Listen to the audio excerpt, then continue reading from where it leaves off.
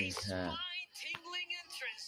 Jangan kayak you like don't mind guys. Aurora, who only ever lost once this entire the 16, if I'm not mistaken, they're on the road to making it a 16-1 if ever they do get to secure the grand finals. And they're really angry and showing it TNT yesterday. I wonder if that's going to be pretty much the same TLPH that we're going to see today. They are still on the road. But gold. It's the first step to actually starting that golden stampede. And even if you look at their team head-to-head, even overall statistics for across all the teams, it's always these two who seem that they have very close statistics to each other. Probably, as pointed out in the howl, we have to pay attention first blood percentage. But Aurora is a team that I feel have been really on point in terms of execution, that you can't just feel as confident in securing those early turtles when you're up against them. They're teams that are based on macro, they're teams that are based on micro, and those are things that you can say pretty much for both of these players, both of these teams. Each and every single one of them so proficient. Again, one playstyle against another, we're seeing so much more first bloods happening for Team Liquid Philippines ever since the playoffs. Contention rate, 96% contention rate for Team Liquid, and Aurora really winning out in terms of the bigger mid-game to late-game team fighting. I think we could see that. Again, side selection here is going to be crucial as well.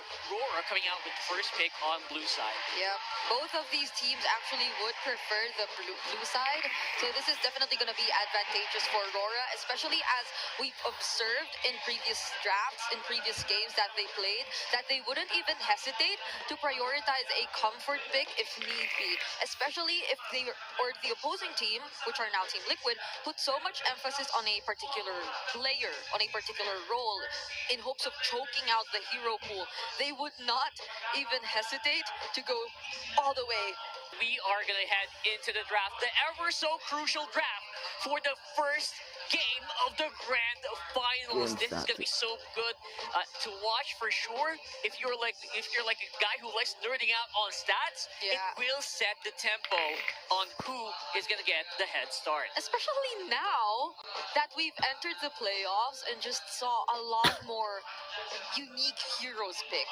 And some picks even just appeared for the first day and have always been prio banned ever since, such as the Yuzhong, and I think that was also highlighted in the howl.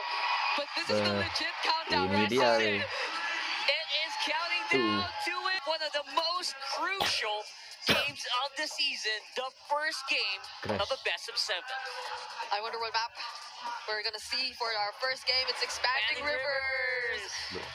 All the more do you have to pay attention for the Doming double, but I think we also have to look at what hero he actually gets to pick up first, because I think Aurora are slowly starting to change things up a bit too. It's never gonna be the Harith option for Doming unless, right? Because I don't see it banned just yet. Unless it's like the very last phase of maybe Red 1 or Blue 3. We're not gonna be sure quite yet. YSS is gonna be out of the table here for Carl Cheesy. Been very happy to pick that up.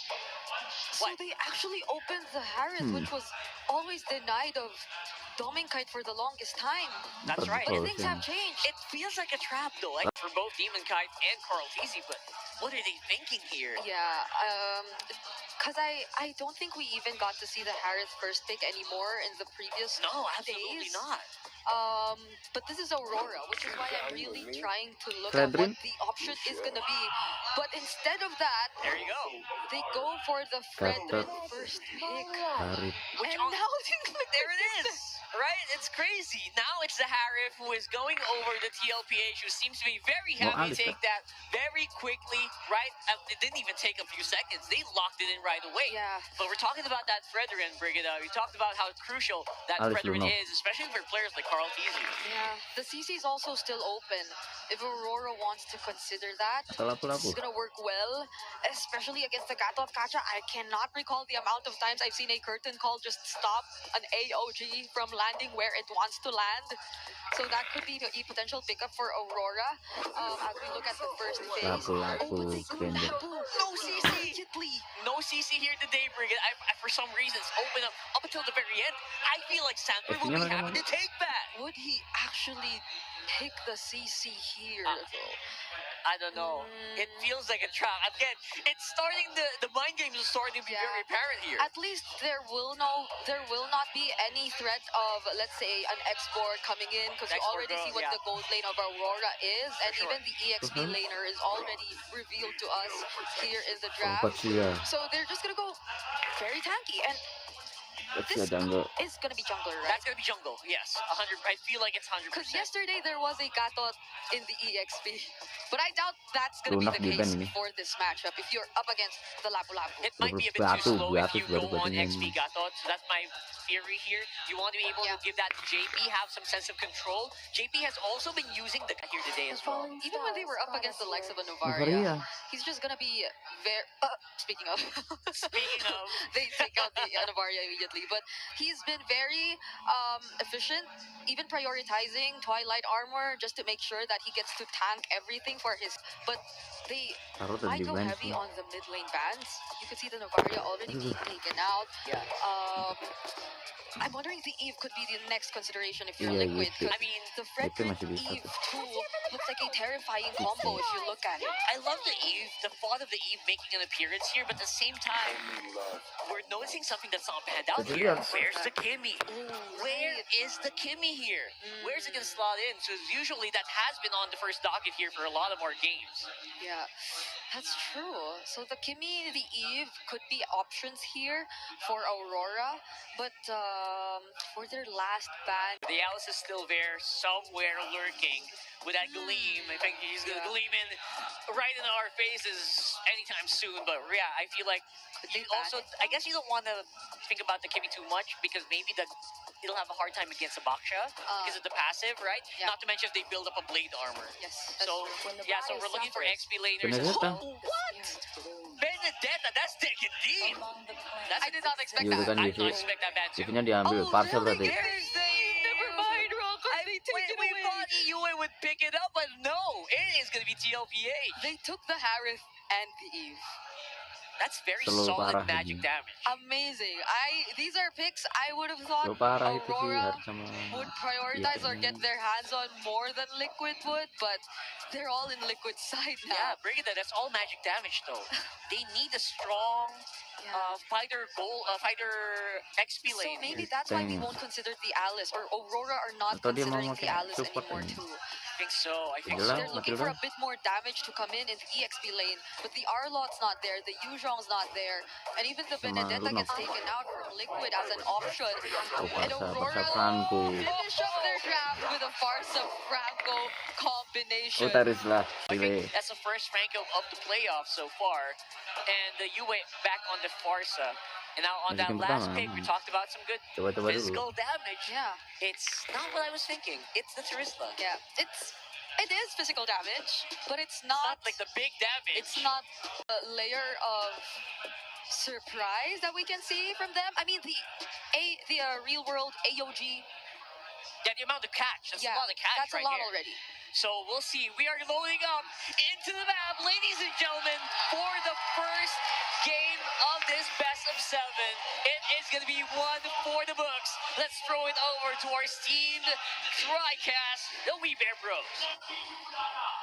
Rockhart, Brigida, Damn. thank you so much. An amazing Let's go. pre-show, an Welcome amazing to the opening, game. and it's electrifying here at the MPL Filipino Arena. It's Season 16's Grand Finals.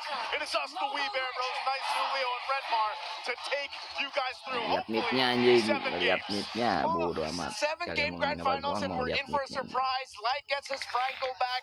Liquid did everything they could to deny UA Heroes in the second phase of the banning by taking away Sicilian and Ovaria, but he still ends up with a really great pick in the Farsa.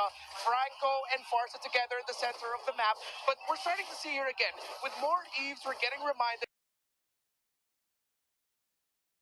once she starts getting cooldown items on her, bro, she's gonna deal damage really quickly. In terms of the emblems, nothing too crazy. Still pretty much one of even in season 16, undefeated going into this game.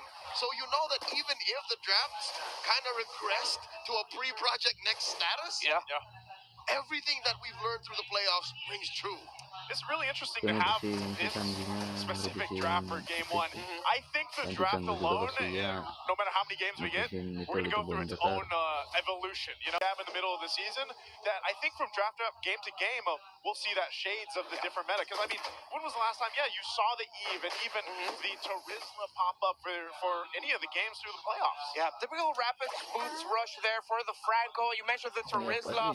Team Liquid Philippines just decided to build a wall of beefy bodies because they know that Roar loves to play a very tight formation, especially around UA, having an artillery mage and then Dominic having a Granger as well. So Liquid is going to look to stampede. If not in terms of the rotations, then in terms of just winning the team fights through sheer brute force. You'll have to watch Sanford and Edwards' timings here and which team can help which EXP laner better. Turtle now at half health. Carl TD rolling Demon Kite out of that. Wah, anjing. Wah, parsanya di samping. Oh, nice. Gelo.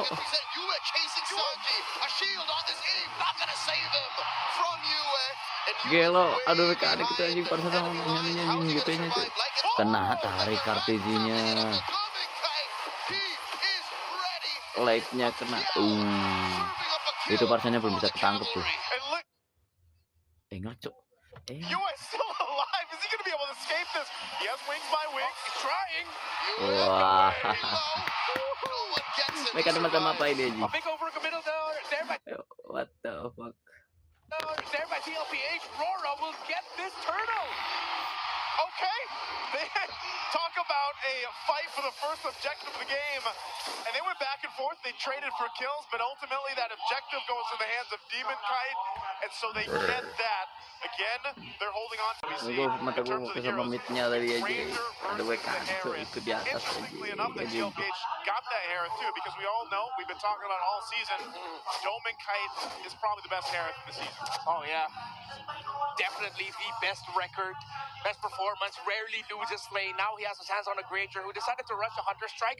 Nothing too greedy, not going for the Skypiercer rush. Of course he's going to be second building that, but a different flavor. Yoji coming in, Daddy JP, Zaman Force, Bioheb, light in the middle of it. Made use of the real world manipulation. No more Zaman Force here. Here comes the clap back by Rora.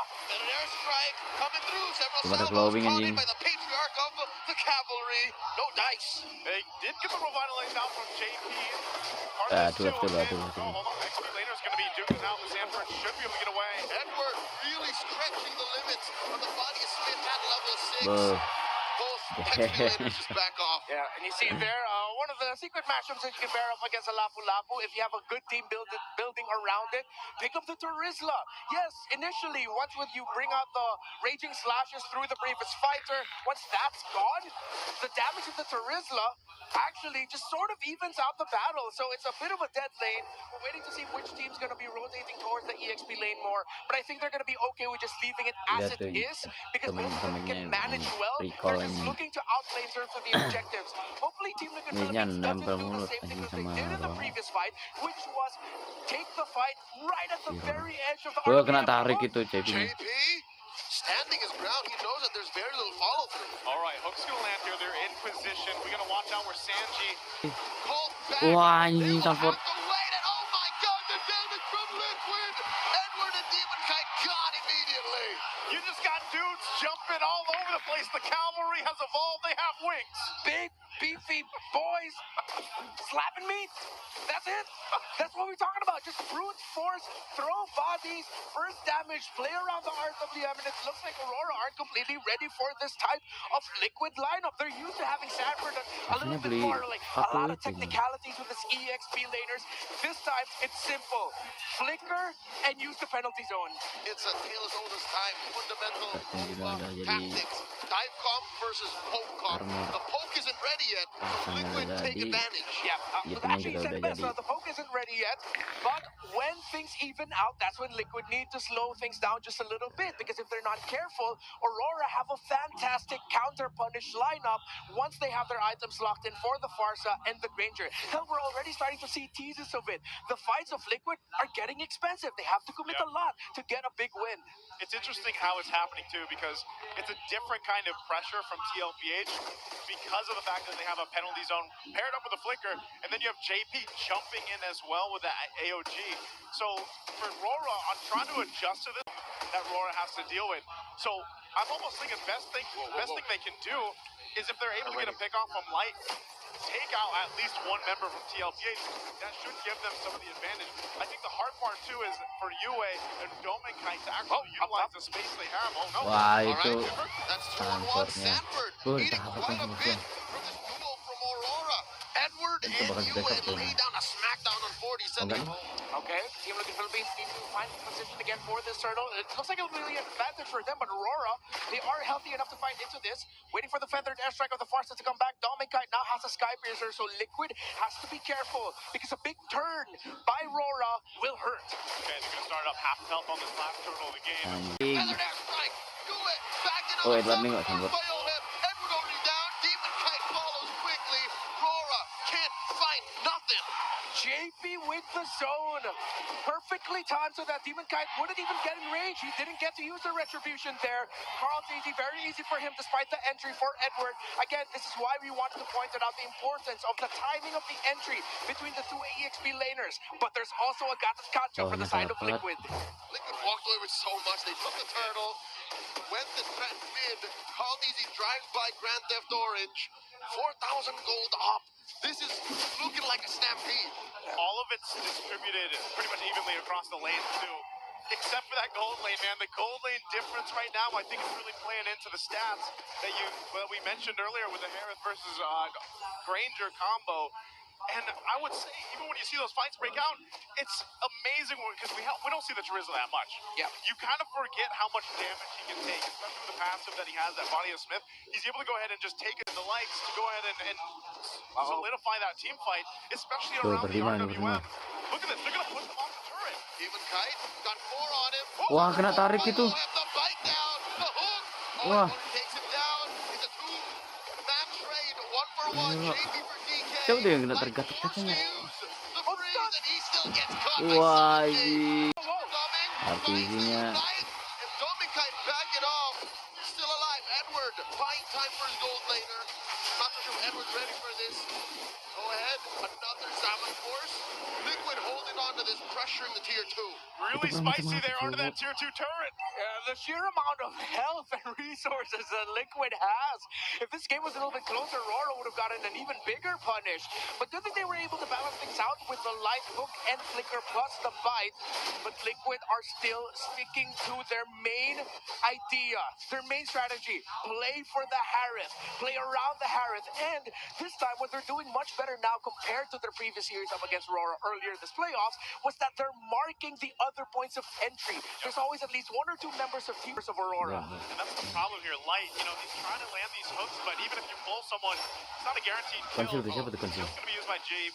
JP Lord's going to go konsil. for a little bit of a reset. Demon Kite's still up there with Carl. But look at the zoning. This is the potential we're talking about. JP's going to pop the revival. Wah, anjing. Transportnya tuh.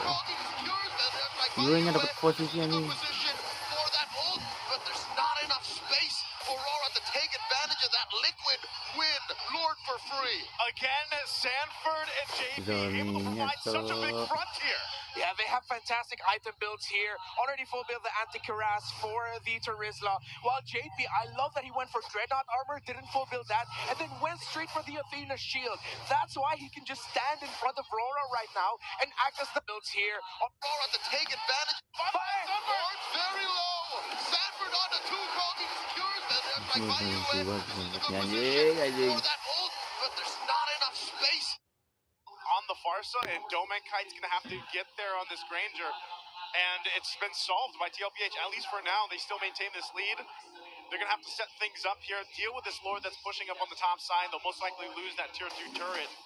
But now for Aurora, Well, if they have the reach, this is the perfect defense comp that Rora has. If Liquid decide to throw bodies and mess up, it's going to be dangerous. Wah, They forced the anjing. flicker out of Dominkite, so let's see if Liquid will force any issue. But the thing is, there's no minion waves at mid, but they might try to play through the Lord. The minion wave at bot not going to be enough, but nah, they can't risk it at this point. Again, they have the Farsa, the Granger, which is already up to a Malefic Roar, so they have to be careful. Still Robo no dumb bottom. Dominicai was fighting for his life. They will save this tier 2 in mid, but at 12 minutes, Holy Shields just retract anyways. Rora does well to defend against that first Lord. It's a bit tough too, because when you get to this point of the game, you're really thinking, Rora, how is TLPH's objective fighting? That box, literally the box they're able to set up with the RWM. On for that Eve. You see the Lapu Lapu and Fredrin both had to build Radiant armors. I wouldn't be surprised if that will also be a Radiant armor for Light later on. Because right now, the magic damage brought out by the 3 heroes on the side of Liquid, the Eve, the Gatot, and the Harith, it's what's stopping Rora from being able to fight comfortably. They played around the pick-off style roamer up against a roamer in the Gatot Gacha who can just stand front, hold, use their Revitalize. That reapplies the pressure now to Demon Kite, which, again, needs time. But then he couldn't get that time because he also had to act as a secondary frontliner for the team. So it was a risk that Light ended up with the Franco. Let's see if Rora can somehow miraculously turn it around. See Halberd for Doming. Here we go. They go ahead and pull out the Lord. Carl's going to show himself up here. I'm not sure Rora is going to be able to do anything. The flicker by Light, the bite down was the winner's promotion. Sanji swiping away, down goes Demon Kite. Light goes as well, it's a little too much. That's 7k gold. Jamie closing up the exit on Edward. Oh, Jing bites it. Triple kill for Edward. Liquid let go of the Lord to take care of that purple, but the cavalry continue to stomp forward. That is economy dip at its finest showing. They just have too many items, too much damage. Rora will have to play through the defense in base, and this will be Liquid trying not to mess up winning this game. Forced out the flicker from Sanji, though. Yeah, you got to flicker out, but I think that's worth it. Yeah. it's worth it away, but man, Sanji hasn't really had. Sanji has had a great game of just, I'm going to chill in the back, set up my RWM, and the rest of everybody else will go ahead and shine off of that. Again, they have had such a difficult time playing against that box. Yeah.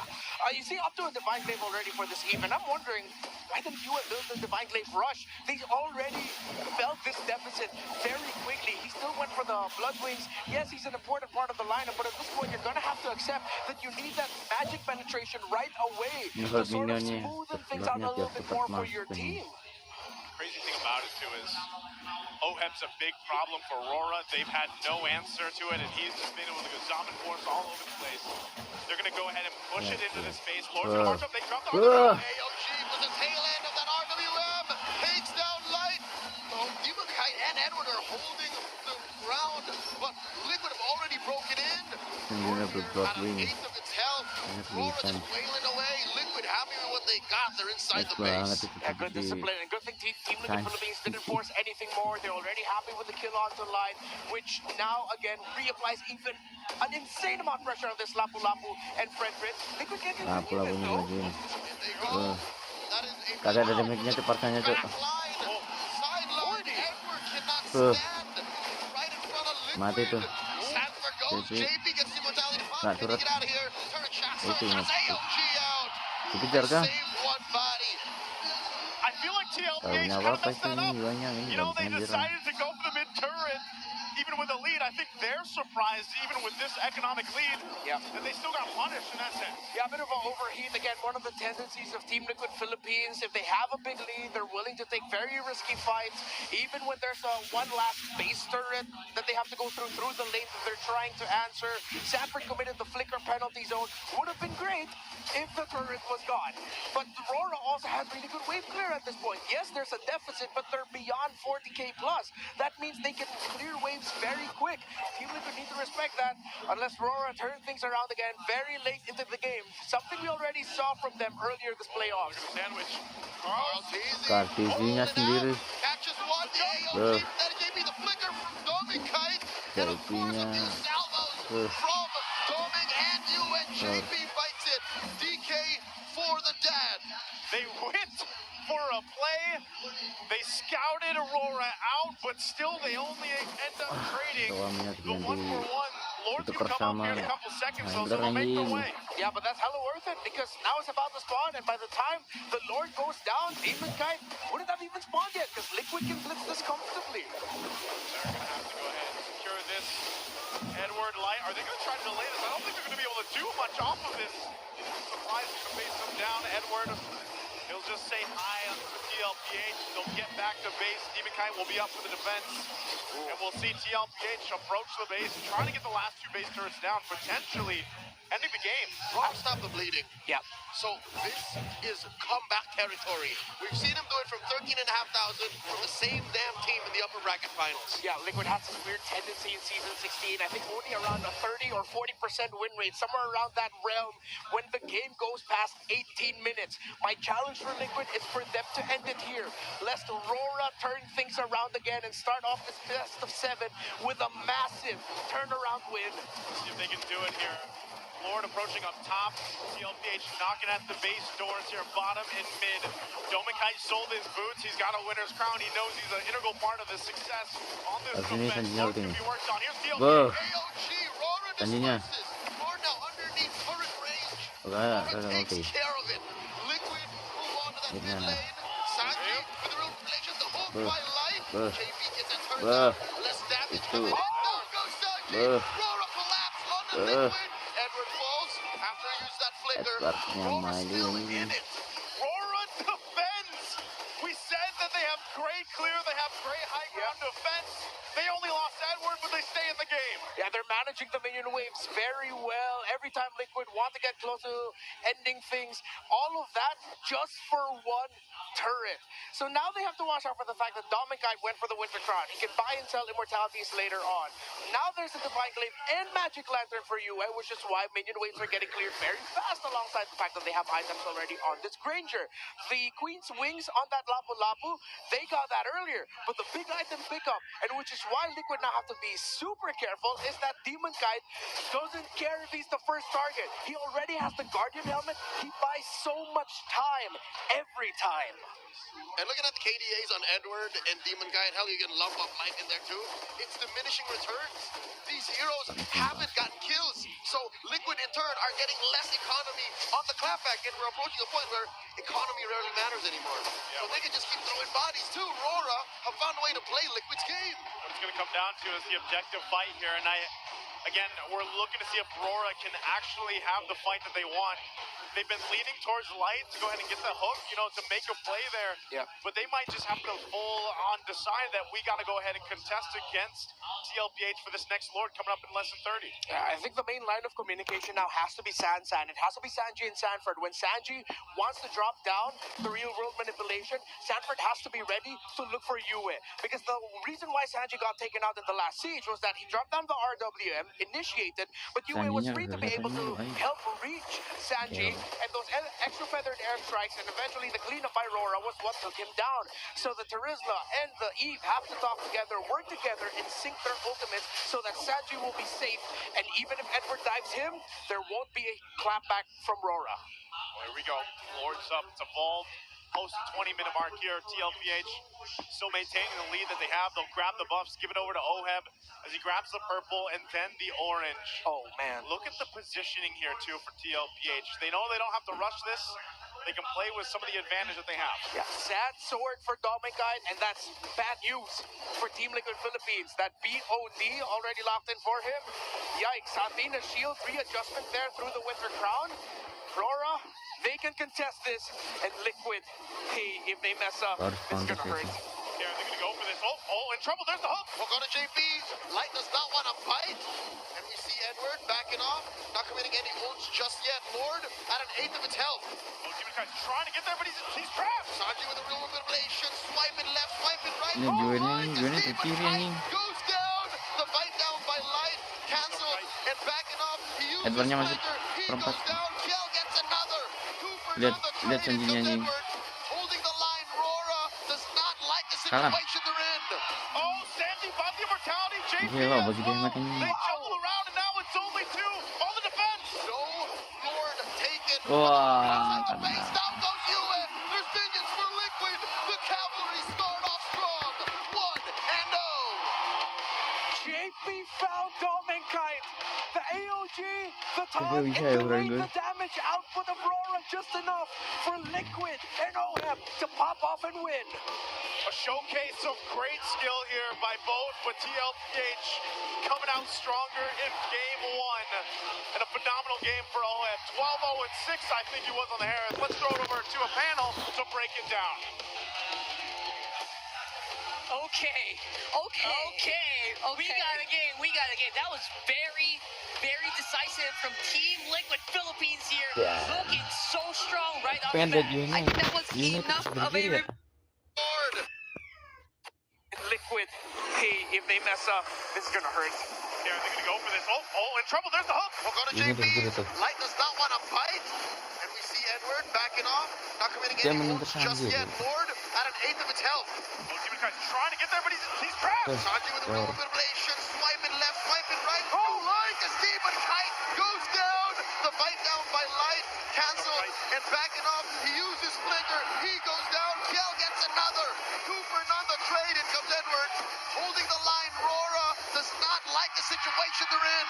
Oh, Sandy bought the immortality. JP as well. They jumble around, and now it's only two on the defense. No Lord taken. But the Wow. Lord inside the base. Down goes Kayaknya Ewan. harus There's dapat minions from tolong Liquid. ini. The cavalry start off strong. One.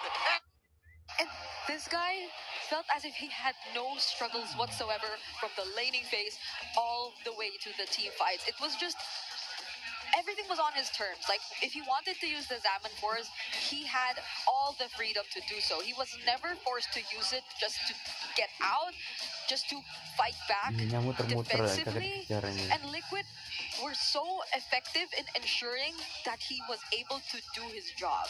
Yeah, overall, it feels like it's because of that super beefy front line, the big beefy boys. The big Right in front of you. Look at the front. It's Carl Easy on the Baksha. It's Sanford on it. Even Sanford's on a Trizzler, for Christ's sake. Yeah. With JP on the Gatot already. How do you go wrong with that front line? All you got to do is balance out your DPS from the back, and you should be golden. And that's exactly what we saw here being done by Ohem as well as Sanji. Yeah, I'm still not over that. The beefy big beefy boys. Thank you so much for that, Redmar Santa Cruz. We thank you so much Yeah. for that beautiful line, because that's exactly what we saw from Liquid. Every single time, Demon Kite even wanted to just walk up front, approach and actually scout the area, because I think he's the guy who does that best alongside Edward.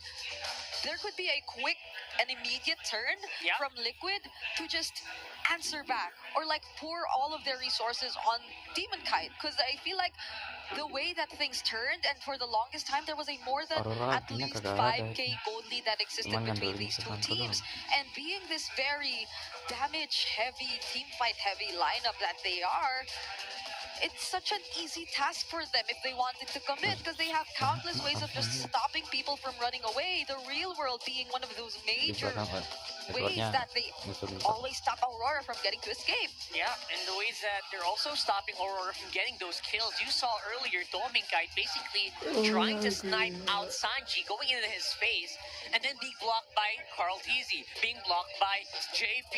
Yeah. Amazing play, honestly, and that scored them. That cemented that game for Team Liquid Philippines. Although, mind you, it was a long game. 22 minutes It and 4 was. seconds on the clock. There were a lot of times where Liquid just wanted to end it. It was very obvious that they wanted to end it, but Yep. either Aurora found a decent trade in terms of kills. They were able to take, I think one time it was Sanji who they were able to find. I think they traded Edward or Light for that, Yeah. something like that, right? So they had like really good clapbacks. So that stopped Liquid from just trying to commit any further into that, because it was very risky in itself against this lineup who I think in a way you could also Itu consider to have a lot of beefy front lines and dive, because I think Edward Udah hampir. was always trying to go in. He kept going in. He kept using the bravest fighter in. Ay, tamad na. It's just unfortunate that Liquid don't feel the least bit rattled about him doing that. Because Sanjin just always pops the real world.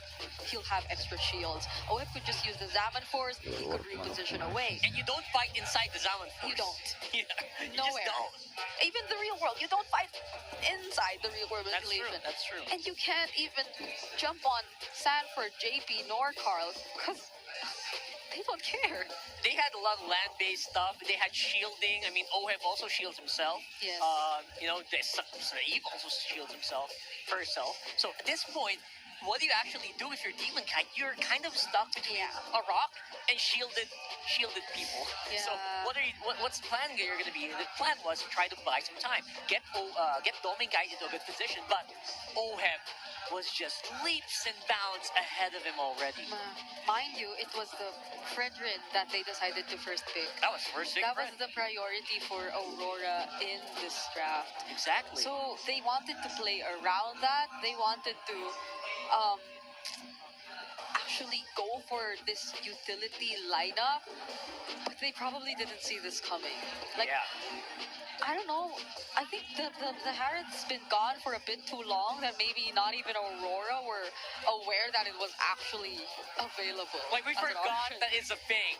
Yeah, I'm glad I actually just, out of the blue, suddenly recalled that, yeah, the Doming double is something they should pay attention to, especially if he gets the Harrod, but he's not gonna get the Harrod, right? That's absolutely. And then the Harrod was open. But the thing is, they had the option. The option, yes. They first picked the Frederick. Now, why they did that, I will have to really double check. Sometimes it's basically denying Carl Easy that Frederick. He is the Frederick man. It's the second most used hero of all time, maybe. Yeah. So, it's nice to see him on the backtrack again. I'll say that because the way he played this backtrack was just so precise. You saw how that one moment up top, he just kept chasing after Dominic. He's circling around it, and hopefully that's gonna be caught by our solo analyst. Let's throw it over to you. Maganda kayo pinakita ng dalawang teams natin in game number 1. Kahit yung DLPH ay lamang na sa early game, mukhang nababawi pa rin ito ng Aurora because of their plays. May mga hero plays na nakita tayo in specific players, but in the end, it's DLPH na nanaig. Meron lang akong gustong ipakita sa inyo dito na stat line between the two teams. Itong Aurora at DLPH ay merong pattern na mas magandang malaman natin kung ano nga ba yung mga nagpapalakas sa kanila. Ang Aurora, interestingly, sila dito sa buong liga natin ang nananalo kapag nakuha nila yung first turtle. For example, every time na makakuha ng Aurora, 91.67% chance na maipanalo nila yung laban as long as makuha nila yung first turtle. And kung sakaling first lord naman ang usapan, 96% para sa TNPH. Ganon kataas, ganon ka guaranteed na mananalo ang dalawang teams natin kapag nauna sila sa mga objectives. Now, when it comes to first turret and first inner turret, kapag nauunahan to ng TNPH sa pag-siege, ganun din, lagpas 91 of 90% ang kanilang tsansang manalo sa laban. So, ibig sabihin, hindi mo talaga pwedeng bigyan ng confidence ang TLPH when it comes to taking your turrets. Napakahirap talunin ng TLPH kapag ganito na yung pangyayari. Now, interestingly, pagdating sa first evolved lord, ito yung malayo na yung naaabot. 100% chance kapag nahawakan ng Aurora ang unang evolved lord ng laro. Pwede mo nang itigil, pwede mo nang i-pause, pwede ka nang kumain at kumain ng masasarap na pagkain with Dor kasi masasabi mo na Aurora na yung mananalo. Siyempre sama na natin dyan ang Team Falcons na merong magandang resurgence dun sa dulo ng ating regular season. Ito yung mga stats na napaka-importanting bantayan sa mga teams. Kaya naman laging sinasama sa keys to victory natin na wag pa-earlyhin ang Aurora, wag pa-earlyhin ang TLPH. Ganun ang nangyayari. Nakukuha nila ang guaranteed na mga pagkakapanalo. Dahil nga naman sa mga nalalaman nating panibagong kaalaman sa dalawang teams natin, masarap talaga ang panalo. Sa sarap panalo with Nor, masarap din ang magkaroon ng bagong kaalaman. This is the more you know. And hopefully ay meron tayong bagong natutunan yan. Abangan natin sa dalawang teams na to. Sino nga ba ang makakauna? Ngayon, balik na tayo sa ating laban. Back to the panel. you so much to Mr. Wolf. The more you know. The more you know. Yes. That's amazing. And it's actually really good to know that apparently... Really good to know. Yeah, it's really good to know that apparently Aurora wins 90% of the games that they get that first hurdle with. That's very good information. Didn't happen here as well. Yeah. I wonder how much this is gonna change, especially the next few drafts, specifically bans. Because that's what really surprised me, the bans. Let's have a look and see later for that. But before we get started, here's one of your favorite segments. It's the pink test. Tsaka sa mga pumunta sa venue, gagalingan namin. Pa-side nyo na kami. Ano message mo sa mga fans doon? Message ko sa mga fans, thank you sa lahat ng sumusuporta. Bibigyan namin best namin and abangan nyo kami sa Jakarta. Grabe yung Aurora guys, di pa kami makaisa sa Aurora. Ito na inaantay. Sa mga suporta sa amin, maraming salamat mga Wolves ko. And sa TLPH, luck sa atin. Sana makahula. And kita sa M7 guys. The final match is gonna be OHEL versus Dominic Kai, M3 World Champion. Thank you, Jake.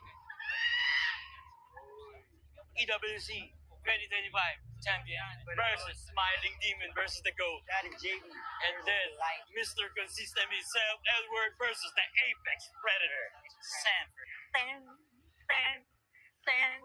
Message ko sa mga supporter ng Aurora, maraming salamat dito. Then, ang message ko naman sa PLPH, good luck. See you in 8. See you. See you M2 Ju. M2 Junior. Junior. Sampay Jumpa. Sampay Jumpa. Sampay Jumpa, DM7. Sampay Jumpa ni M7. See you sa M7. Woo! Let's go. Wow, See you to M7. Yeah. Tujuh. So first things first, fun. it was a 5-man pink test. Second, there were a lot of things I could not understand. Yeah, basically though, they're very happy to be here. Yeah. And we'll see them in M7. I wonder how the entire world or internet reacted to finalizing our 2 Philippine representatives. I've actually been trying to scroll through yesterday. I think everyone was tired, but a lot of them feel very happy to see these 2 teams. What about the other regions? I'm pretty sure they're just sitting in their chairs and just looking up and like... We can confirm that too, you know. I want to confirm That's his theory. That's my theory. I want to confirm that. What do you guys think? What's the feel You like? can also share it yourselves because you're probably watching. You're already chatting, so let us know. I'm gonna read chat in a few moments.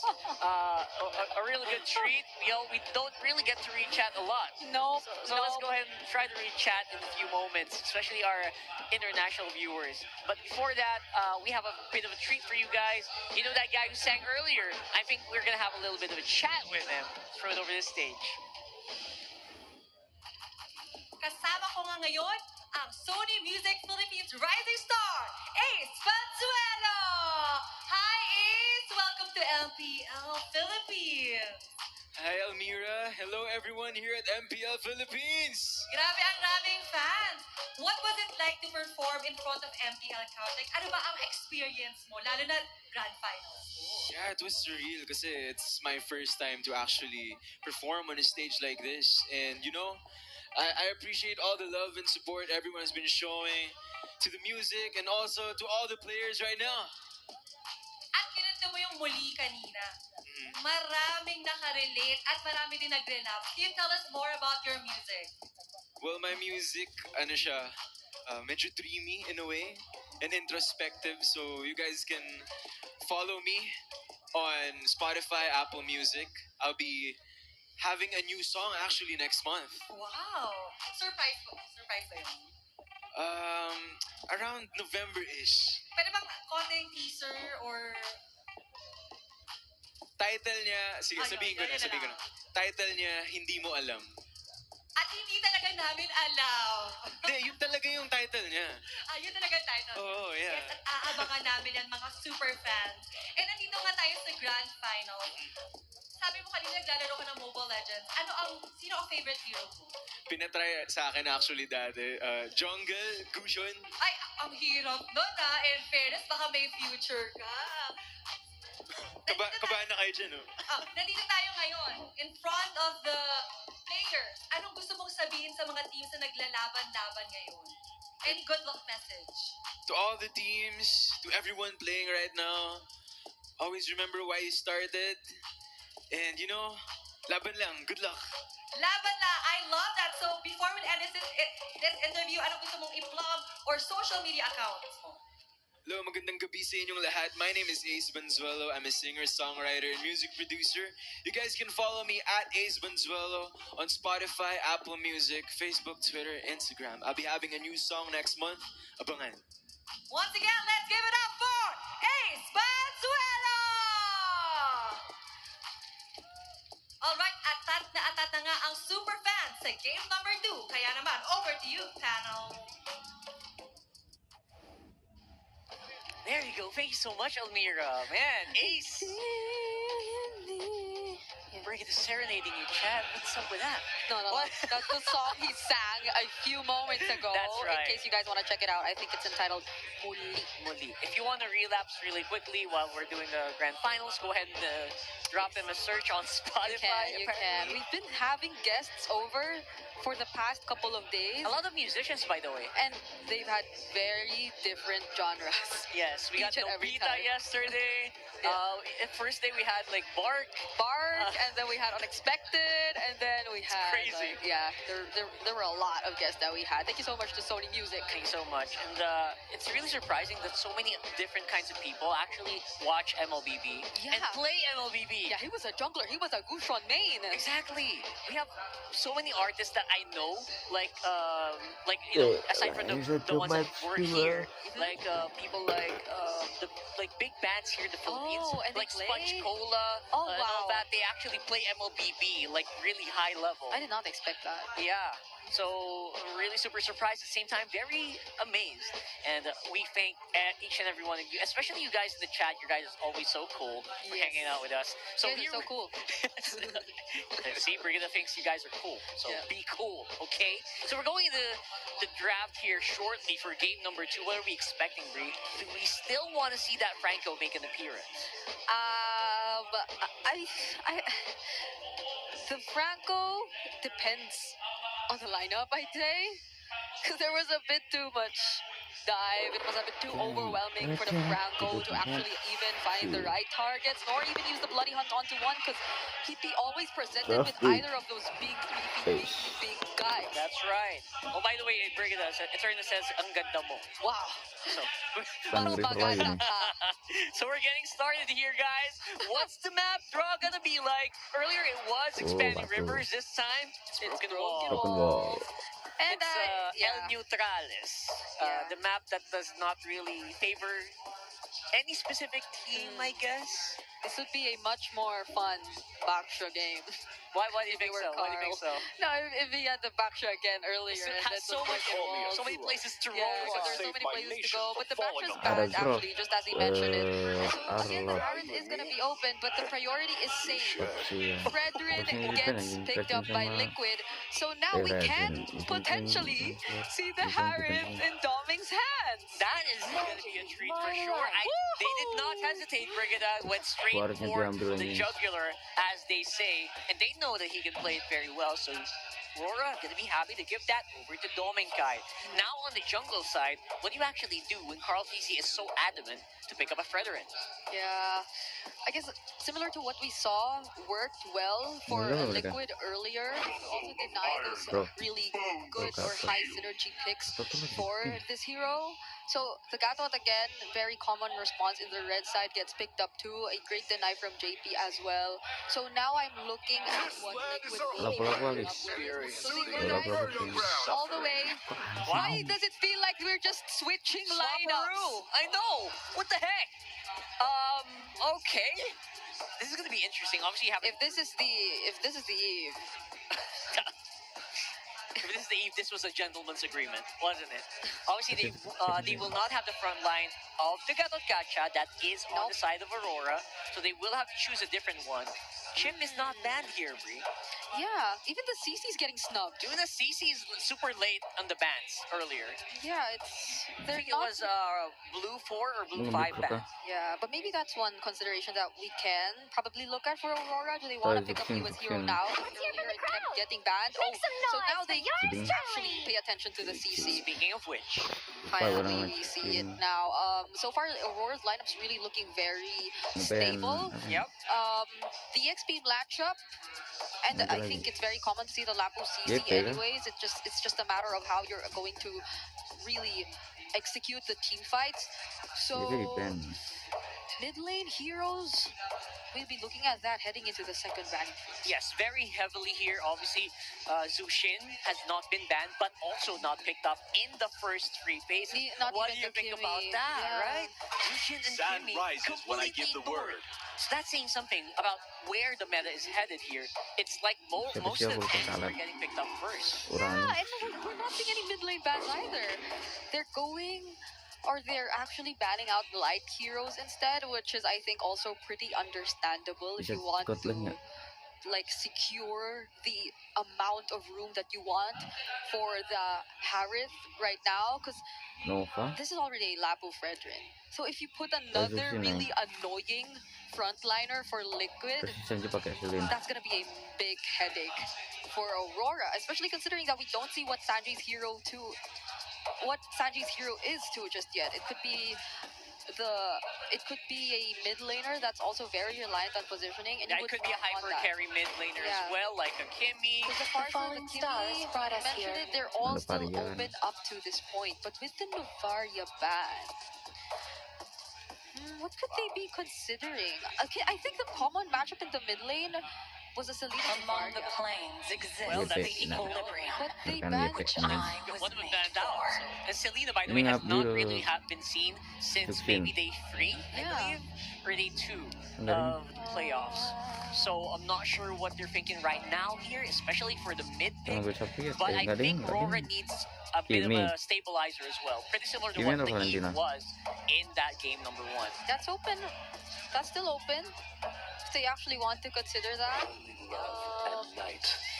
So the Sicilian. All right. That's an OG pick for Yue. Definitely wants to play at a very long range, and I think they also want to play a bit of a long game. Yeah. JP. Looking at what JP still might want to pick up here. If it's the roller heroes that are still available, the chip Kalea still there, but the AOG, I might not want to pick the chip into this lineup that Aurora has. Kalea again keeps getting snubbed. Hylos is there. What is up? Hylos is there though. It's a good front line, but I still think the chip is a good pick here. Payback. Sarna's there that you're talking about. Hilda. Okay. But what's the jungler for Aurora? Oh, they left it for last, actually. Hayabusa's still there. I would not mind an assassin jungler in this matchup. I feel like you have to temper that mid game. But yeah. Box is not an option at the same time, so we are looking for a possible assassin for me. That might not be a lane, man. I cannot believe my ears and my eyes. Wow, welcome back, Mr. Barrett. Okay. I would have not expected this to actually come through. What? Barrett! And it's not a Barrett's accompanied by any kind of support. There's no Matilda. It's just the Barretts. It's just the Barretts. So they're going hand in hand with the Gatot Kacha, try to keep this front line, this back line alive rather. So it is going to be a big question of whether or not TLPH can bypass the Barretts. This is so interesting. A Fredrin Barretts matchup. What season is this? What season are we in? Oh my goodness, this is going to be a treat for the Barretts mains for sure. But for the meantime, we're going into game number 2. TLPH is ahead. Let's throw it over to our casters. You know, that's the same question we were asking ourselves here on the desk. I said we're going to go through an evolution of the meta, game to game. Well, yes, what season is this? A Fredrin Bears in the jungle. We are so back, and I bet you, Naisu, started to miss Homa, because you're a bit of a revisit to Daytona's welcome. But you missed Florida, huh? That's Yeah. Okay. Well, behind the scenes, we were saying, okay, this has to be like a high, or maybe even an alpha. I like the Barretts, but this means that Rora are playing around their magic damage. They're playing around the Sicilian and the Harith. This makes a lot of sense that they'll both be getting the discounts so that they can get their items quicker. But Liquid, they just need to build a bunch of radiant armors, and then they'll be okay. Let's see if Aurora can make this work. This is a very high risk, but making it look rewarding because he is undefeated with this. And this is once again a specialty Harith in the hands of Dolphin. So many teams in the regular season have done 100 different things to ban out this Harith, and here he ends up with it. Wah, And that's why I'd say this is Aurora susah anjing. looking good. Like, if you go down to the draft, I don't know what people say about the Barretts now. But this is already good, solid picks, New Wave and Dominguez. That's the thing. It's so brand new and so old at the same time that people don't have strong opinions about it. You're not sure, you know? You're like, is it still good or not? Yo, man, if it wins, everyone's gonna say, wow, what a brilliant pick. If it loses, ooh, like, why'd you pick a Barrett? But, no, personally, I like it. So, let's see, as we're looking at the action of the big screen, from time to time, I encourage our viewers to look at the map, see how the laning is actually going between Dominkite and Oheb, because this is what's gonna be one of the main determining factors whether or not Aurora will make this Barrett in the jungle work. How well can Dominkite actually manage Oheb in the gold lane and win in the gold lane? First turtle's up. Thing already happening here. Even kind will start this up, but now Carl needs to fight or to jump in. Here goes 40. Almost gets Anjingnya. and hit. Ini And di then zoning the like. welcome. But Demon Guy so with the retribution secures Gue-nya di zoning JP. for the northern line. Sanford very low. Lights on him. Gets that taunt. Oh. The air strike by Sanji. A lot of damage on the Edward. Popping that vengeance. Oh, now they're still trying to get away. Edward could be in trouble. He falls. Apu Jingjing likes it. Light standing in Like the susah three. nih kayaknya nih. Low. Pops that concussive blast. Missile expert. Not enough to displace Carl Teasy. Rora gets to lick their wounds. Happy with that one objective. Okay, I think the Philippines were able to balance things out with a kill, but yeah, Demon Kite actually getting the Retribution Battle win against Carl PZ there. Good thing that he was able to. But you see now, Liquid, even though they lose a turtle, they're not afraid to fight and re-engage. So Aurora, especially Light, needs to keep that in mind. UN needs to keep that in mind. And JP's still been super annoying for Aurora to deal with. His positioning is Wow. is one of the reasons why they were able to get that kill eventually onto Edward. All right, take a look at the items too. You saw that you have about a couple hundred gold in favor for Dominkite in the lane that you mentioned. Oh, keep an eye on that. Now look at this. Yeah, again, there's the pressure you were talking about. Yeah, up top, Oheb got pushed back into the tower, and Dominkite was actually recall spamming in front of him, so we weren't able to see that in the big screen. But again, I encourage y'all, look at the map from time to time. Now. Okay, good thing JP was able to. I feel like after that, that's when Oheb told JP, hey, I need your help here, join out. So now you see Aurora, especially like trying to get Bishop in the jungle. I'm pretty sure Dominicate knows that JP's hanging around here. He's fine. Light on his tail, flushes him out almost seemingly with instant reaction. Yeah. And they'll serve up this gold grab over to Dominkite. Very good start for that. Good block there, actually, by Light to stop Oheb from getting that. But then also, Oheb got a fat wave.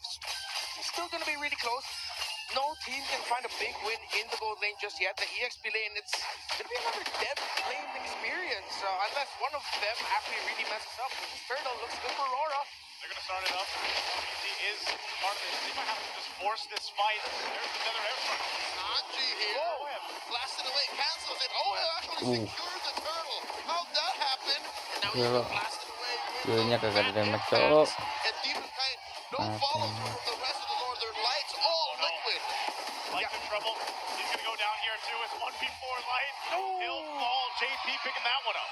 Again, JP on the hill. Plus the fact that Oheb got the miraculous last hit using the Death Sonata. That was all Liquid. And you see again the presence of this Hilda every time showing off in the back. Demonkite was left alone there because Hilda just decided to go after you and nothing.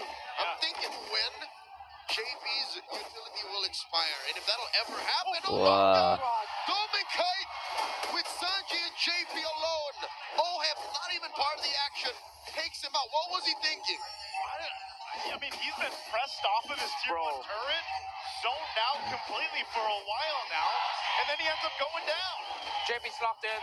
JP is so locked in right now. So are everyone else inside of Liquid. Massive lead. Now he's the one flexing. This Hilda, again, dude, there's so many problems every team fight. It seems like, yeah, they're looking around the objective, but UA's always getting left behind. There needs to be a fix in the comms. Watch out for the Hilda first. Accept that maybe going all in, making sure getting the turtle won't be the right play. Slowly go for heroes. Lihat Edwardnya. Razor's Wrath not enough to take him down. He's all right. Again, a dead lane, and this is weirdly enough good news for Aurora. If at least one of your lanes isn't getting beat down, you have time to build up UA. And in my humble opinion, I think UA is more of a power player now than he was in game 1. So at least if Aurora can extend this to past the 16, 18-minute mark, they should be in a better shape compared to game 1. Yeah, we've seen that facility hands UA before. It's going to be quite deadly, especially in the late game now, leading into this next objective. Turtles, they can't let that turtle be secured by Oheb again. I don't know if that was the Destinata or the Rhapsody that got it, but Carl Teasley's setting this one up. That is Dennis welcome. Throw in Sanford over into that wall. The Salmon Like-nya ngegunin Oheb. 40 balls serving up a kill to UA. JP gonna be up next. Sanji has his back. AOG by Light cancels it. Wah, mati itu Dominkite. Razor's Wrath taking Dominkite down. Carl, down goes JP. Edward take care of business. Good fight for Aurora. Edwards jumping back up on the top side. He keeps Oheb out, but a good fight there. Jinjing has had it. Yeah, perfect team fight split. Of course, Edward not giving up on the kill meant that they get a little bit more resources. Carl Teasy, a little shaky there. It looked like he would have gotten punished big time by Aurora, but Sanji eventually came back to back him up. So now Aurora can continue playing around that idea. See, they were going slowly, just a little bit for the heroes. Demon Cat was able to get that fight down onto Sanford. And then if they can continue to make sure that Sanford's the one taking the brunt of the damage initially, then they should be okay. Sanford has been doing well to keep Edward down, but Edward rotates out. And I think that's a small victory for Aurora. That bottom lane, that Expedite can take care of itself. Now we're going into Dominkite is ready. And I'm hoping that's where Aurora is right now, because if you're waiting for US still, that's about 6-7 minutes out from now. Like, that is a non-starter if you want to fight now for this first war. At least in that case that UA got a kill out of that, kind of help them scale up a little bit quicker here. They did go ahead and do that lane swap. Dominkite now on this bottom side, trying to press this in, but he's going to have a whole lot to deal with. So can't exactly push the lane in, push that turret down, and they're going to lead into this next lord when it does come up. So it's up to Aurora to kind of decide on how they want to play this out. Yep, Sanji is staying way back. He's actually floating around the orange side buff of Aurora. I think he's providing space for Oheb, but Sanford's in trouble. Playing with a good seal, forcing Sanford out of defensive range. That's the first turn for Aurora. I guess I said they want to decide what to do. They got the turn. Yeah, I think that was the info. The fact that Sanji got into the orange buff without any vision at all, I think Liquid decided to just call, hey, I think all of them are just down there already in the lower portion of the map. So good thing Sanford was able to get away in time. And when you're going to look at Barrett's and the Lapu Lapu, you're waiting for the timing of the Brave Spider, the Raging Slashes, the CC immunity, a little bit of the Lapu Lapu should help avoid the initial wait. Oh, this is a fight. They're breaking out. Carl Deasy, the Vanguard for Liquid. It's a non-starter. Aurora has to let go. They have to reconsider their options here. I was kind of surprised, too, that they were so up front, especially with Dominkite leaving the charge, still going. Reaching down here, but now Edwards being in trouble. My God, Edwards got 3 on him. The dead as well, throw to the wall. The Vengeance. Swipe it away. Sanji with the salvos. And Carl Teasy survives. Light falls into the back line. 40 against 3. Aurora can't fight with this front line wrecking lineup. Liquid, they woke up good today. The positioning of Sansan, the Vengeance came in actually perfectly for Edward. I thought they'd be able to get them punished, but the fact that Sachi, right at the very furthest edge of his feathered airstrike, still got the kill onto Edward. And then eventually Sanford coming through, readjusting so that the other members of Aurora can clap back. This is why we were a little bit skeptical towards the Barrett. It was good, but still with a healthy hint of skepticism. Now as we look at the items, on the way to the Dominance Ice for the Lapu Lapu, already up to the Malefic Roar for the Granger, still very far away from the Holy Crystal for Dominkite's Harith, and that's the item that they need right now. It's crazy how it fell apart so fast for Dominkite. You know, he was winning that lane against Oheb, and then all of a sudden he's down in what, 2,000 gold. Oh. It's that bad. Yeah. It's that bad. He's got to go heal back up. I don't know, he's having a good time. When it comes to big fights, Aurora just doesn't have enough utility.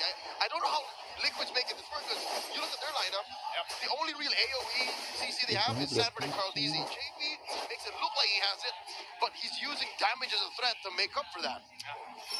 Oh, conceal? JP looking to go hunting, jumps onto Eaaa, forcing that Bat's Beast to take care of the Lord, and in comes Carl DZ. Feathered airstrike by Sanji. Surgical approach to taking that tier 2. Yeah, turret. The fact that JP changed the trajectory of his walk, he used a second skill, I believe, on the minion, making it look like where Eaaa brought down his Bat's Claws, actually on the Sanguine Claws, would have caught JP. But JP was like, nope, I knew you know that I think I'm going there, so I'm going to go this way instead, setting up with the feathered airstrike for Sanji, stopping any responses from Aurora. They're playing around with the utility that they have very well for CLPH. They find themselves now with a good lead at 6k up. They're going to put pressure on the purple, and they got it as well. So Demonkite, no buff here.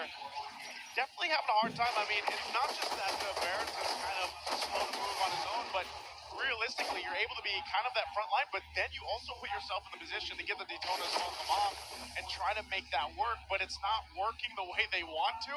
And I feel like a big part of that is because, again, it's Dominkite that's taken a lot of damage before a big fight even breaks out. So then his positioning is then at risk of that. Yeah, the heyday of Barats, there would always be a hero like a Matilda or a Rafaela to help in the positioning. Here, he's basically raw dogging that as well, because he's trying to get it in when Liquid knows it. Here it is. We just have to sidestep. We just have to move over here. It's a brute force Barret's. The fact that you have the revitalize on the Gato Kacha, theoretically, if everyone's just all clumped up, it'll work well for him. But wait, whoa. See, even this they can't deal with. A Razor's Wrath right in your face. In comes 40. Sanji with the feathered airstrike, forcing his Alpha Force away from Demonkite. Dominkite too, but he's down.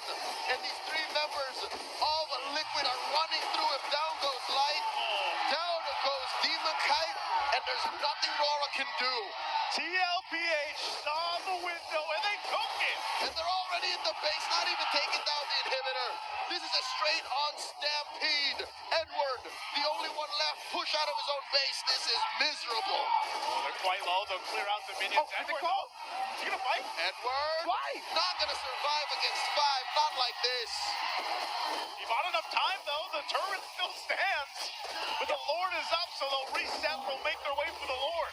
A lot of questionable decisions for the side of Aurora. I know for them it's like, yay, cool, we got Carl Teasy, but there's a massive deficit for you. If Carl Teasy shows himself in the map like that, there's always at least going to be 1 or 2 members of Liquid nearby ready to swoop in. Bro, that's a Fredrin. He can take that damage. Questionable for Aurora. He wants to take that damage. Yeah. And in the wake of that stumble, again, a wipeout. Aurora, see another Lord go over to Liquid. As I say, you see the value in him. That's what Fredrin is. And with this, the Lord is secure. They'll get ready to go ahead and take down some of these base turrets of Aurora's. Again, the lead has ballooned to 10,000. And honestly, Aurora has not had an answer for anything so far through this game. Even when you look at, okay, what's the late game insurance policy? Is it Eaaa isn't there. I mean, he's got what, 2 items he's working on next. Dominic finally gets his Holy Crystal, man. So they should be able to at least clear the waves with that.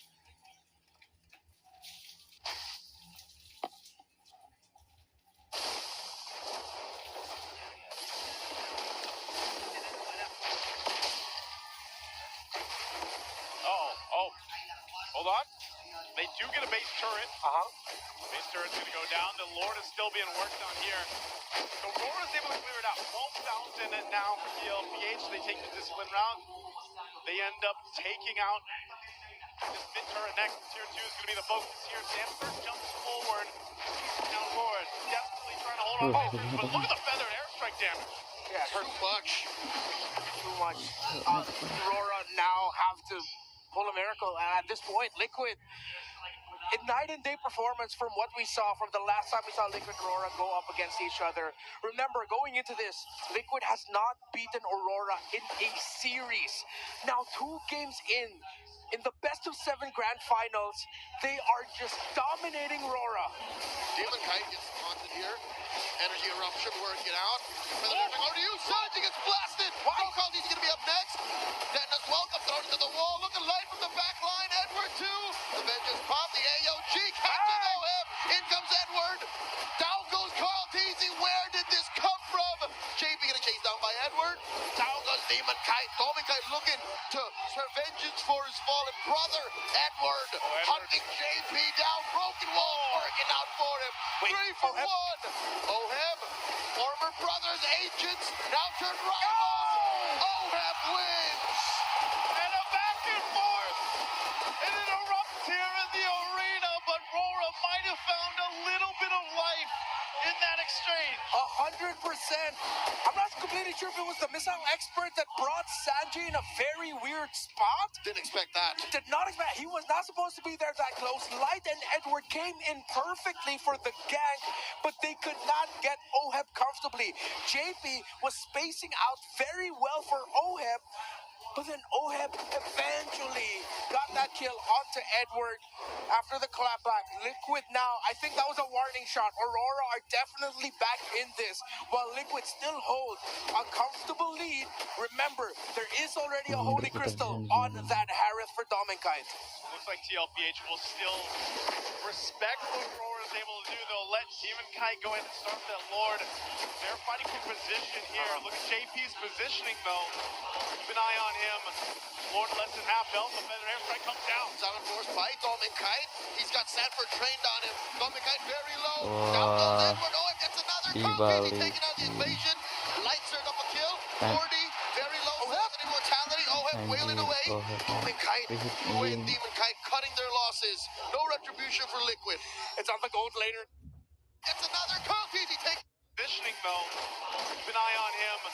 Lord less than half health. The feather airstrike comes down. Silent Force by Dominkite. He's got Sanford trained on him. Dominkite very low. Down goes Edward. Oh, it gets another coach. He's taking out the invasion. Light served up a kill. 40, very low. Seven immortality. Oheb wailing away. Dominkite, Uwe and Demon Kite cutting their losses. No Years ago.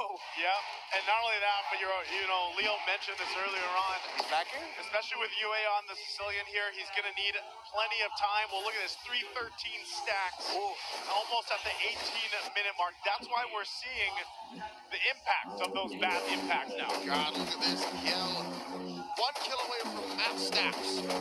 70 on the Sky Piercer. That means he's been getting all of his kills off after he got the Sky Piercer. Oh, yeah? Pure value.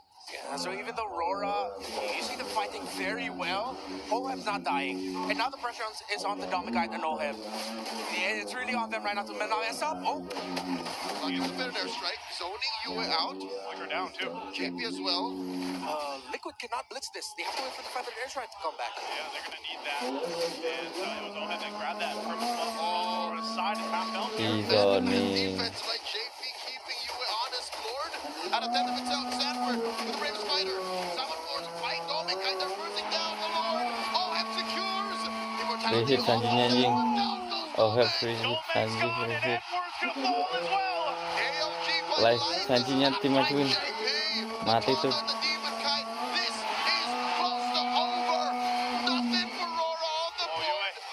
Sanji can light you in the flicker from Daddy JP.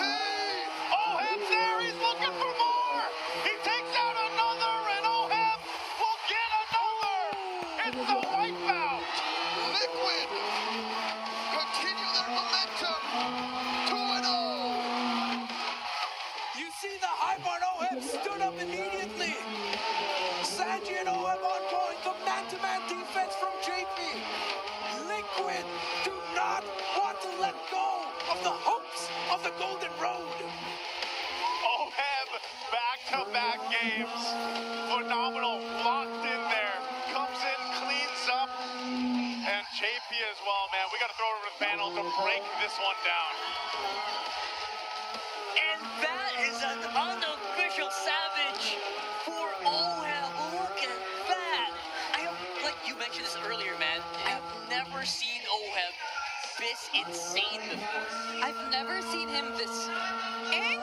Gak ada yang ngejar overheadnya You soalnya. could feel the Overhead. emotions in Sanjinya his kagak ada yang ngejar gameplay. ini.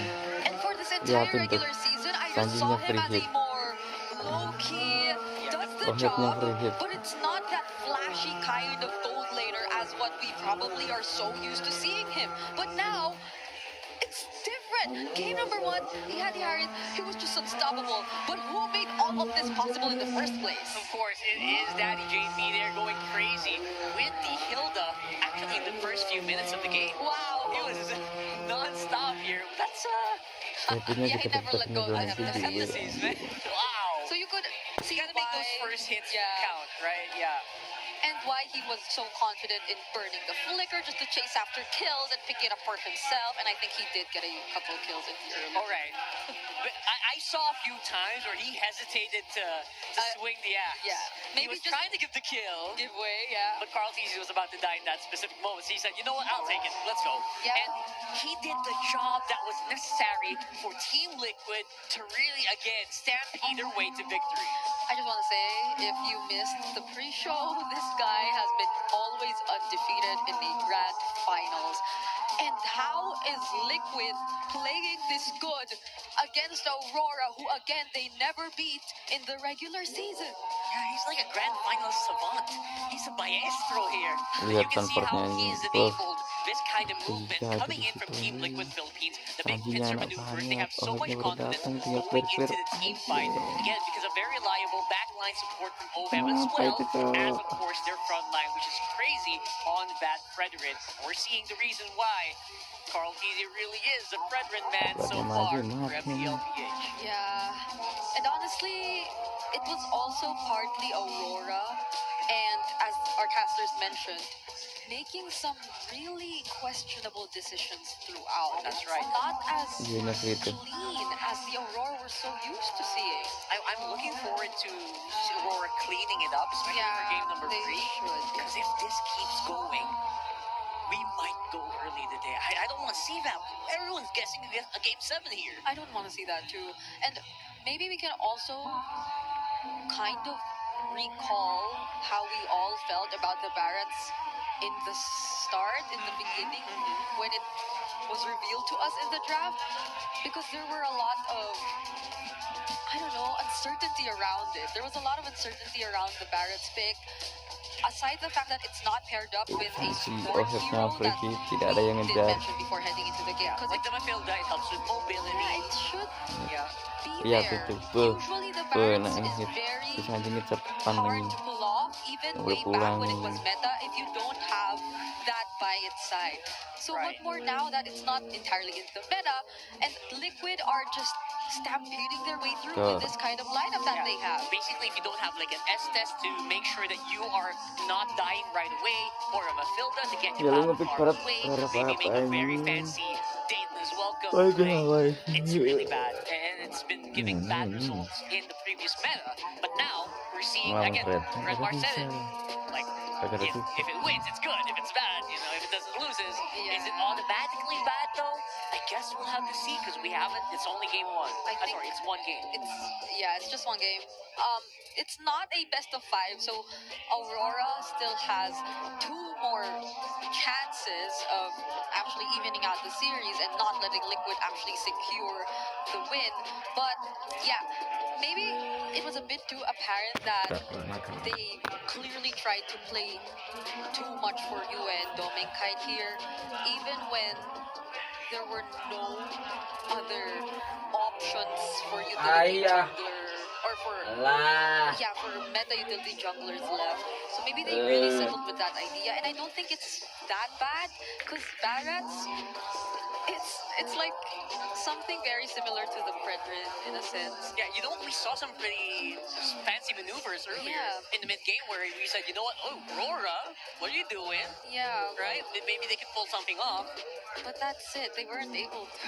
Yeah, it was just a one-off, apparently. I thought they could kind of momentum their way out of that one, but apparently that did not happen. So far, that was a 19-minute game, which we expected would be very good for the Sicilian, which it did, to some extent. The Sicilian did hurt, but once your enemies start jumping onto you, the range of the Sicilian and what it can do, Yeah. it kind of just diminishes. That dude, I think they got really outraged in this game. The Farsa and the Ranger, plus the Skypiercer stacks, plus the amount of damage they already got because they were very much ahead in terms of gold, was too much for Aurora to handle. That even if the Demon Kite and Light tried to put themselves up front, they couldn't tank it, or Liquid don't care. They will just try to bypass or just try throwing out their resources onto either you or Domikite. They'll be the ones looking for them instead. Like, they know that Demon Kite nor Light won't pose that big of a threat. So what's stopping them from playing so aggressively? And even Sanji, we saw him holding some very rare or unusual bushes. It was even mentioned by the caster that it reminds us of a same or a similar play years ago where 5 minutes that person just stayed in that bush. Well, Sanji didn't do that, but Not 5 minutes, but it's the same effect, right? yeah, you get the point. It's so aggressive from Liquid. Aggressive, which is again their signature coming into this one. OM is the BPI rich guy with 878 GPM. He went loco in this one, folks. He went loco In the past 2 games. in the past 2 games, honestly. And in this one, I was saying maybe part of it is also, you know, he is facing off against one of his brothers, one of his favorite yeah. teammates, Edward. We saw that earlier when Edward was going insane on the bottom side. It's so poetic. It was Ohem who shut that down. Yeah, we were all screaming, "Oh, it's Edward and oh him!" up against each other down bottom when they actually had that team fight. But My heart. those are just one of the many encounters they had so far in the past 2 games. But it's so unfortunate that we don't get to see Aurora play their game just yet. Yeah, I don't think this is Aurora's game. This is not. They're much more It's not. cleaner than this. I know. So I'm wondering what needs to happen here, and maybe they'll get a little bit more of an idea of what needs to happen here. Maybe it's Yue. I would like to see Yue back on the Kimi, at least for 1 game. Yeah. Just to bring back that savage feel that we saw in the regular season for him. I also think this was a Sicilian's first loss. It is, I think so. Because every time they bring out the Sicilian, it's either a do or die, it's either I don't know, they choke out you as other options kind of situation, but he pulls it off either way. But this was different.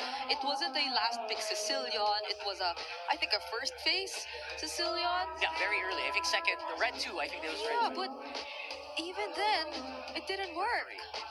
So it's really unusual to see Aurora in this kind of position. We're hoping that they actually find a way to regroup heading into game number 3. But if we are gonna put a bit more highlight onto Sanji, what else can we say about this Farsa performance? Even I mean, usually farces are pretty laid back, right? yeah, But this one, Sanji also was on fire here.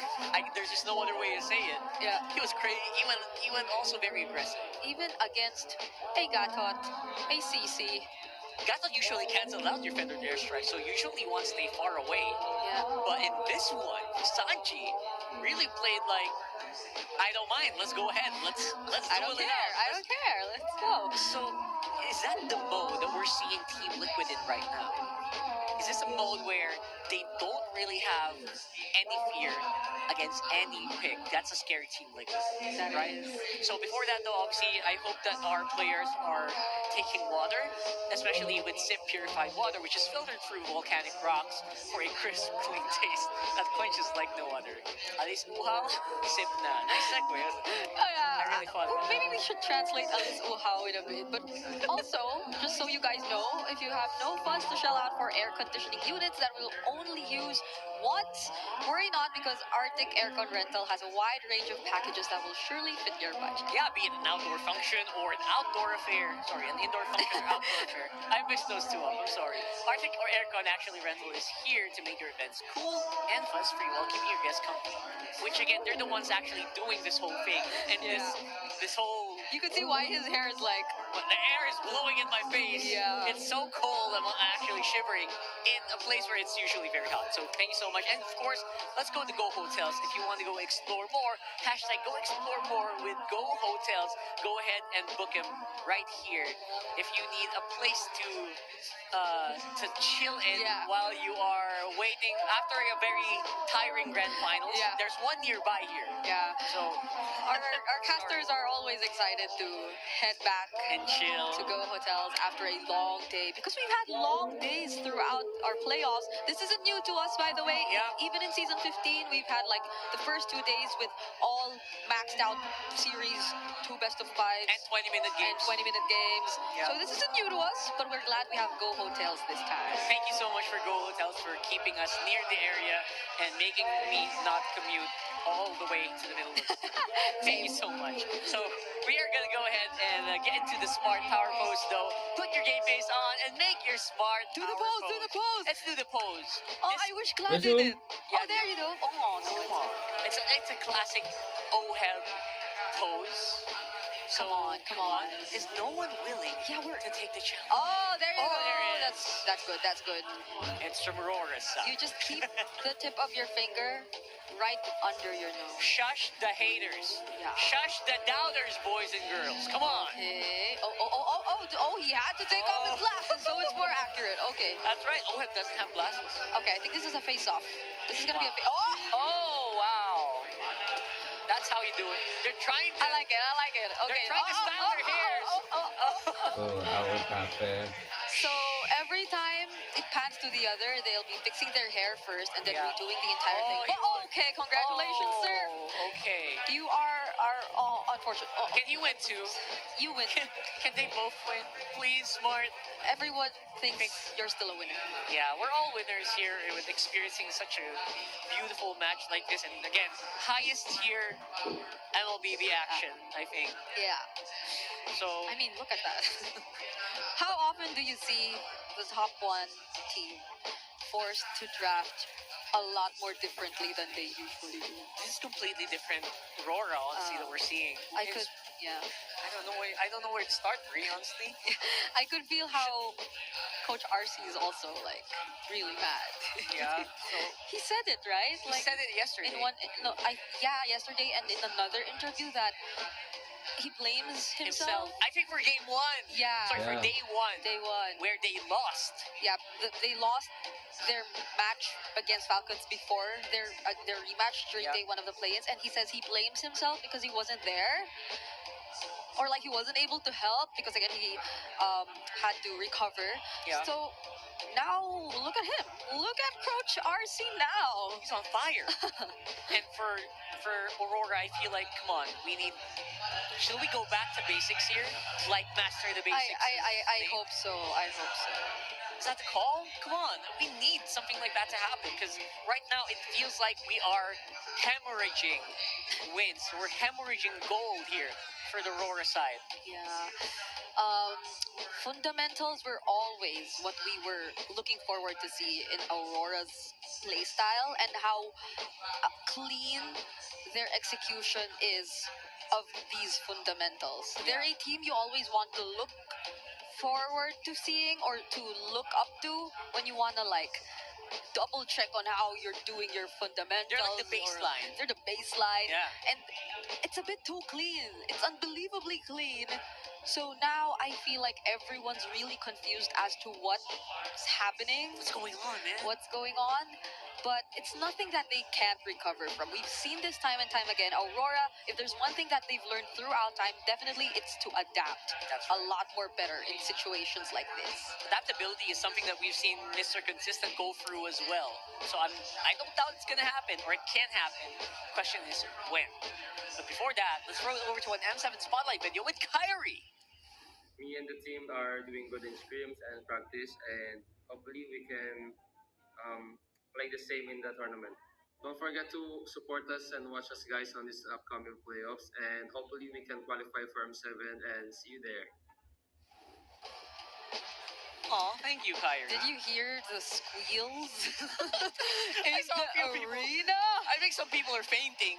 after seeing Kyrie there. But yeah, I'm kidding. No, they're not. But they're close to. I heard so many screams and squeals and Kyrie looks good. yeah. His hair is pretty good. I can't even recall the last time I heard him speak in Filipino. Anymore. We miss you, Kyrie. We miss you, brother.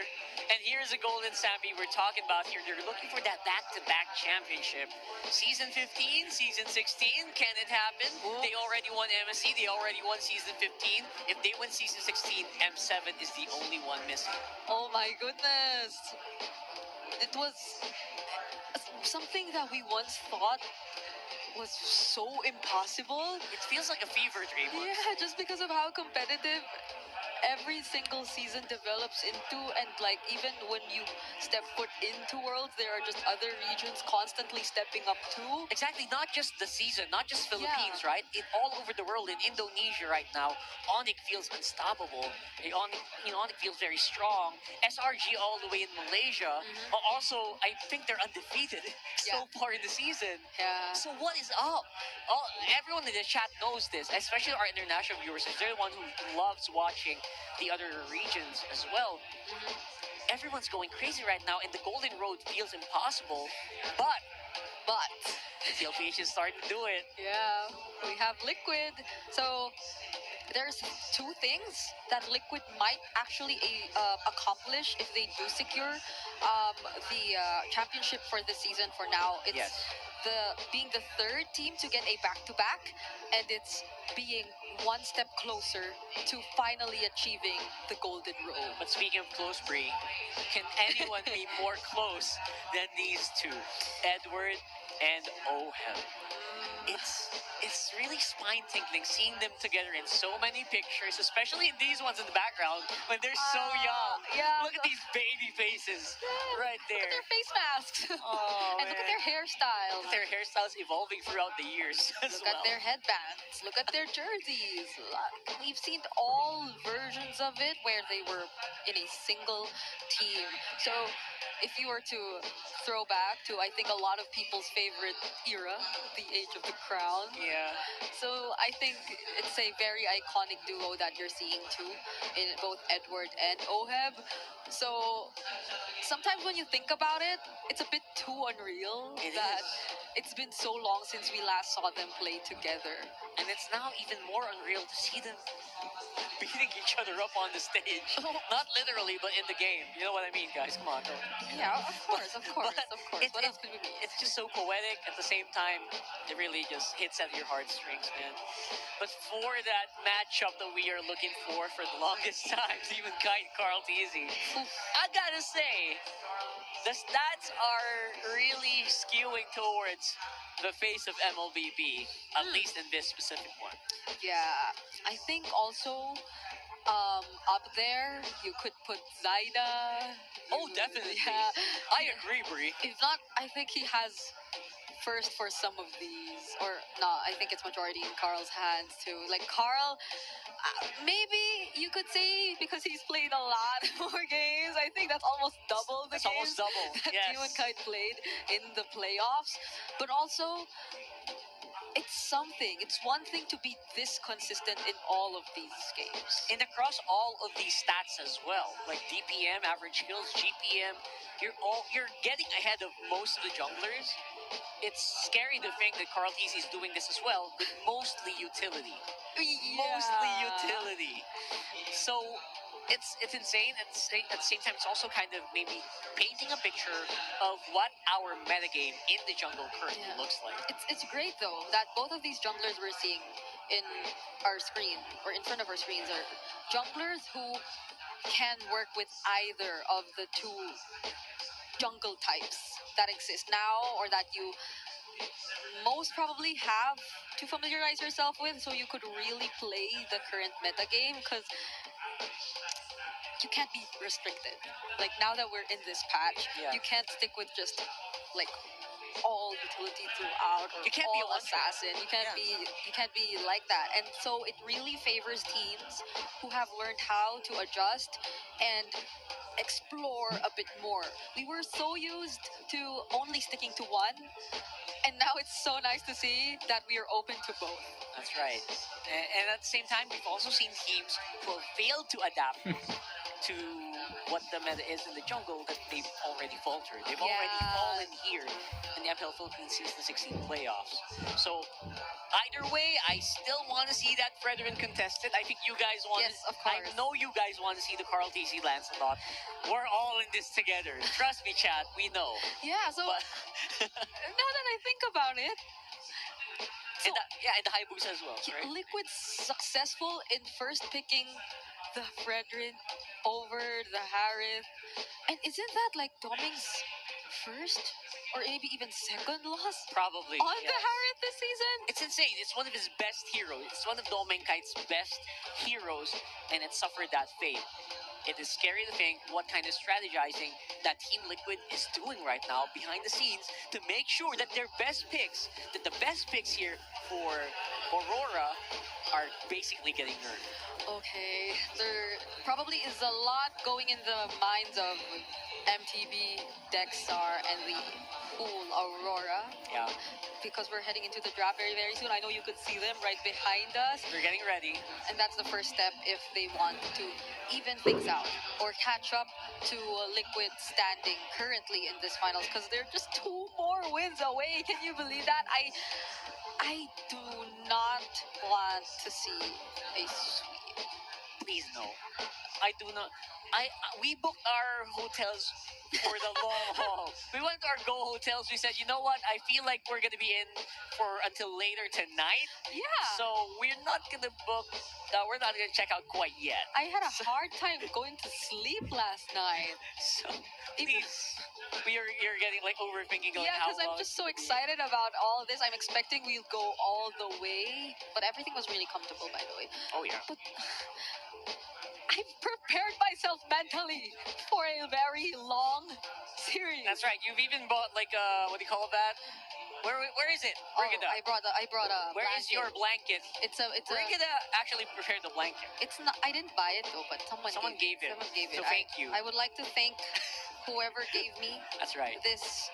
Look at this. Where's Look at the this. head? I just want to say it looks cool. Whoever gave me this minion. Aside from their 1v1 playoffs history, by the way, where Demon Kite is all obviously a bit behind. Look at that. Look at Brigida's blanket.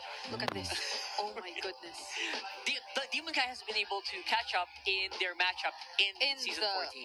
Yeah, season 14. But it's just in season 14. That was a long time ago. Yeah, Demon Kite's always like losing. I was trying to look for a different term, but it doesn't. There's just no other way around it. There's no other way around it. lost. This is All right, what you like lost. the stats show us. Carl TZ always gets the upper hand against Demon Kite, and it's always like a 1-3 or a 0-3 to make things a bit worse. Yes, so it's been a bit of a stomp for the most part for the Carl TZ. He's the face of MLBB for a reason. And I think that reason is very optimal, or very apparent here in Game 1 and Game 2 as well. If only you could put regular season records here too, but you can't. Can't we? These are just playoffs. These are just playoffs records. Yeah, this is playoffs. So that's why they're all favoring Carl. And how devastating is that going to be for Demon Kite if they meet the same fate? Again? Then maybe they need a duel or a rematch. Someone bought the Aurora thingy. Aurora thingy, the robe. Oh yeah, the robe. The robe. In the mountains. In the mountains. The robe in the mountains. The Zen. I'm not gonna say that on podcast. Come on. Look at the Immortal Cup. Yeah, it's so nice.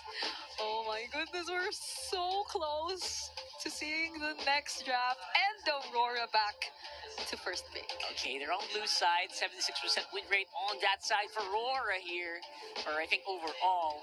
And yeah, so get your blankets ready. I hope, which Brigida is doing right now off cam. She is very obsessed with this blanket. I am obsessed with this minion blanket. It's nice. It's a minion. So okay. So we are going in this one. It looks like a very tense moment, at least for Aurora. look at the body language here for Team Liquid. They seem. I saw Carl TZ yonder. Not gonna lie. Don't. Not gonna lie. I hope the fire is still there. Let's get into the Remedial, countdown here for the drafting phase of game number 3 between Team Liquid Philippines and Aurora Gaming. So we're looking for the first bans later on, but first let's look at the map draw. It will be crucial. It will also kind of dictate, depending, sometimes it dictates the speed on which we will make ganks happen. Again. The rotations around expanding rivers, but it will be dangerous grass for game number 3. Oh yeah, it's different. We've had 3 different maps so far. Oh, the randomizer is doing its thing. randomizing today. It's randomizing today. Good job, randomizer. Okay. Why am I getting a feeling that they're not really taking out the Harith anymore? Unless Aurora wants to do that. Yeah, I think so. I think we can definitely safe to say that either teams can actually pull off the Harith at this point. So leaving it open doesn't feel as bad compared to like some regular season or even some earlier playoffs games. Yeah. Okay, Hilda gets respected though. Hilda does get a lot of respect as well. Yeah. So And JP, good job, JP. Yes. Yeah, good job, Daddy JP. So maybe Aurora might be a bit more open to an assassin jungler, Yeah. but it depends if they get the Fredrin first pick again. It's been the trend for the past 2 games, always been the Fredrin prioritized in blue. But Liquid, they seem to have found a way around it, so they change things up. All right, that's a little different Yeah, here. this is the first time Easun's been open for the series. Wow, okay. So this might be something different for Aurora. This might speed up their mid-game tempo with this pick. Now, then again, we're looking for its matchup, its win rate against the Fredrin. I would say can be pretty close. Yeah, so is Liquid considering still a Fredrin because there are other junglers option. I think that's why they delayed for Red 3 first. The God of Harith, as expected, will be the response. It's impossible for you not to get the Harith when you're in red side and it's still available at this point. So Granger, I think this is gonna be very consistent for Aurora. They have to secure Doming's hero in the first phase, especially now that it's been a Harith Granger matchup always. So this is gonna be the difference. I think this core lineup here for Aurora is already fine, especially with a high loss in tow. I think Alice would be a very good pick for Aurora, just to make sure that this Wise Assassin Granger can kind of maneuver around it. You can also kind of just solidify someone with, because it's physical damage, jungle with physical damage, gold laner. So I think you want to go magic on your. If you don't want to go bombing on the mage, maybe you want to go and get that Alice. But Hayabusa on Carl TZ, we talked about this earlier. Yeah. This is a good switch up, and they're not getting stuck in a pattern. Yeah. Which is good. Really good. From a Baksha to a Fredrin to a Hayabusa. He's doing everything. Ka's been doing everything. He's been getting majority of those really good meta picks that are not usually all open. I am not the only So it's really surprising that it gets open. It's excellent, actually. Yeah. So the Farsa's still available too. I think it's gonna suit the Liquid lineup a lot. Yeah, the Eve can also work for Aurora this time around, so maybe they might consider picking that up. So,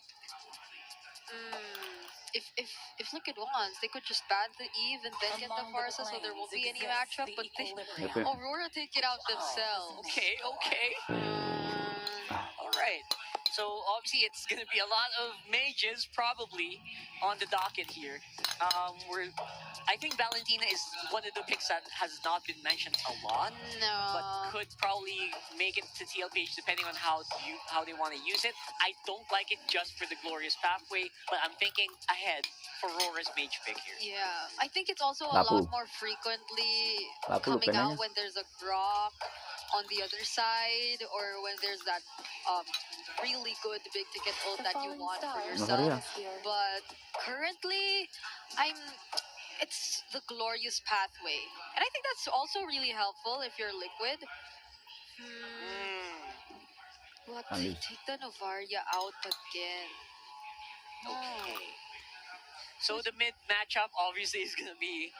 we might start seeing a bit of a different mid lane matchup here. What was Sanji on during game 1? Wasn't that the Eve? But now it's gone. Yeah, it's gone now. So it might... Maybe another mid control mage. Selena is not out of the question here, I think. That's what I was thinking, because it's always the matchup whenever the Novaria comes out to counter the Selena, but not to counter. It's just to match the Selena. But Lunox gets taken out as well. It feels so... It feels like it was just yesterday, but okay. Oh my god, what happened to Lunox? Lunox, come on. What happened to Lunox Kimmy? Like, they were... Lunox, Kimmy. They're not being... Not even getting banned. Yeah. Oh, sorry. Lunox got banned. Here, so, Farsa or Kimmy might be coming in later for both Sanji and Yue. Aurora needs big magic damage here. They need big magic damage, lest they be armored out by TLPH. I don't think the Kimmy's a bad idea. It is true. It is a really good... If you're looking for big magic damage, that's it. But at the same time, it might be... There's a Haya Lapu, yeah. And the gold is going to be eaten up by the YSS and the Granger. So you will lose out on some gold. But you can't have a Sicilian here either. Yes, I do not want a Sicilian here. There's the Alice. I knew it was coming. But who's the mage? Selena. All right. Okay. So what's left for Sanji is like... the Farsa. Yeah, we did say the Farsa Selena are like the options left for both. Maybe a Lilia, Farsa it is. Alright, there you go. Alright, so despite what our fears earlier, Brigid, I think we kind of predicted that draft pretty well. Yeah. So good job. Up here. There you go. The options were out there. The options were out there. That's good. So we're not so far out of the meta yet. Not yet, especially in this game. That's right. We're not seeing any Barretts or anything. And we're back to the Yi Sun Shins, Hayabusas. Nothing too crazy. Nothing too crazy. I like it. I think the way the momentum's going, though, this is a very comfortable lineup that Liquid has secured for themselves. Aurora can play this just as aggressively, but after some time. Yeah, let's see if Aurora can buy some time here in game number 3. Don't forget, it's already 2-0 for the Stampeding Cavalry. Throw it over to our casters to bring us the game. Right now, this is about the most looking Season 16 draft we've seen on both sides. We're back to those YSS Hayabusa matchup. We've got marquee picks on both sides, but is this going to be enough for Aurora to finally get a point in the series? It's a best of 7 right now, facing 0-2 against Team Liquid Philippines. Yeah, so when I first saw the 3 picks, blue side of Aurora, I liked it. You cannot go wrong with those first 3 picks, no matter what you slot in for blue 4 and blue 5. Then you see the Selena. I am partial to the thought that it is very coin flippy if you're playing around a Selena like this, especially when you see the Gatakacha and the Farsa on the other side, the fact that you're playing up against a Lapu Lapu, but then it was paired up with an Alice. So Aurora are now going to be playing a lot of dive, playing around that Granger and the YSS, but then you're up against a Hayabusa on the other side that now very coin flippy to see which the YSS, but then you're up against a Hayabusa on the other side that now very coin flippy to see which team's actually going to take this. What I'm looking for is Aurora's box control. Wolf has been speaking ad nauseum about boxes, and in game 1 and 2, that's been one of their major problems. Given we haven't really talked about it during the game, I'm pretty sure it was alluded to by our esteemed panel, Rockhart and Brigida, but that's what I'm looking for. They have a high loss that should help, and I think that's key to them recovering. Again, fixing that 2-0 problem. The only box I feel like really that we've talked about was when the Eve was picked up, and now a couple times, you know, it's either been picked up or it's been banned at this point. But, you know, when you look at Aurora and their chance to set up a box, it's kind of weird the way it's going to work, because anytime we see the Alice drafted in, we know that that's a big component to kind of zoning out the opposing team, and that's going to happen to TLPH. Whoa. Oheb and Sanford, Tomek, by the way, Sanford. going through this. Sanford will have to burn the flicker, so he doesn't have that. But Carl TZ joins too. Turtles up though, so they're going to go and start this up. JP holding down the front. He gets Team Kai really low here. Easton Shin, Mountain Shocker. They're going to try to pull a Hail Mary. Sanji with the feathered airstrike, zoning out Aurora. JP very low, survives via the Revitalize. Gets got first blood on by Edward. Oh, Edward, he goes down. Shadow kill going to be used. Carl picks up one. It's all Liquid, man. Wow, I feel bad for Demon Guy. That's like 3 games now where JP's just been man-marking him. JP fell, yes, and that was a great entry with the Gleam and the Throne of Ruin by Edward. But in the end, Liquid held on. JP got back in time to pop up the Revitalize and help Liquid stay strong up against the entry of the Alice. Sanji. From Sanji, forcing a flicker from you. There's a reason why he keeps picking this up. Yeah. And no, hey, Tomikite has to burn the flicker too. A whole lot of resources being used up on some of these small little fights happening across the map. 2 ults for a flicker. 2 minutes versus what, 30 to 40 seconds. Alongside JP, Sanji's been on point this whole series as well. Looking at the items, slight, no clear obvious lead, maybe between the 2 junglers. Getting a little bit bigger now, but we still are in the earlier portions of the game.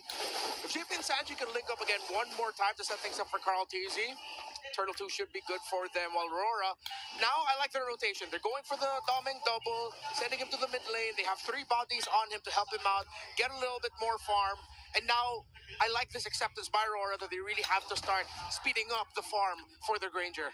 Yeah, I talk a lot too about Demon Kite and how impressive he's been throughout Season 16 in general, but I feel like he's going to have to be the one to step up too. And then a lot of these objectives in the early game and then even later on in the Lords. Oh my God. He has to get the retributions off. He has to be able to get the secure in. But again, that's easier said than done, especially when you're zoned out by TLPH, who has solidified that strategy of fighting around that box, fighting around that zone. And who are they going to go for? Sanford, who's confident up to 1v2? Answers back after receiving a face full of Mountain Chakra to the face. No ult for Demon Kite, so Liquid have all the incentive in the world to just sandbag into this turtle. That's 2 for 2 now for the Cavalry. Yep, there's a jump. They go in and they're able to lock down. Force taking down Demon Kite. He thought he was safe for the orange, but it was just but a bait. Glorious pathway by Light to get on out of there, and Liquid have successfully invaded. Lights down. 40 gets him. The Apex Predator strikes again with a flicker. Bravest fighter, Carl freaking TZ. This is the stampede that we've seen time and time again from Team Liquid. Liquid, no. Liquid, feel it. You've seen the intensity that they've shown every winning moment that they have, because I think they just know that they are way over in Rora's heads. Rora, they don't look like Rora. They're not playing their game. Not even the same game they played 2 days ago. This is a different team. Liquid have put the fear of God into them. Yeah, what happened? Like, how did they, like, again, is it just the gauntlet, the endurance test that Team Liquid Philippines has played from the play-ins, from day 2, 3, 4, all the way to now? Yeah, they have the hotter hand. It seems like it's a learning experience again.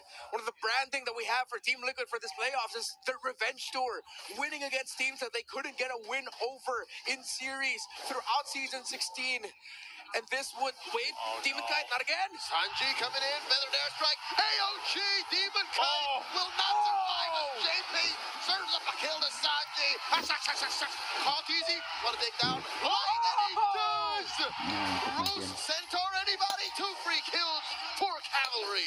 This is the Golden Stampede. They know. They've outwardly said they don't want to think about winning M7.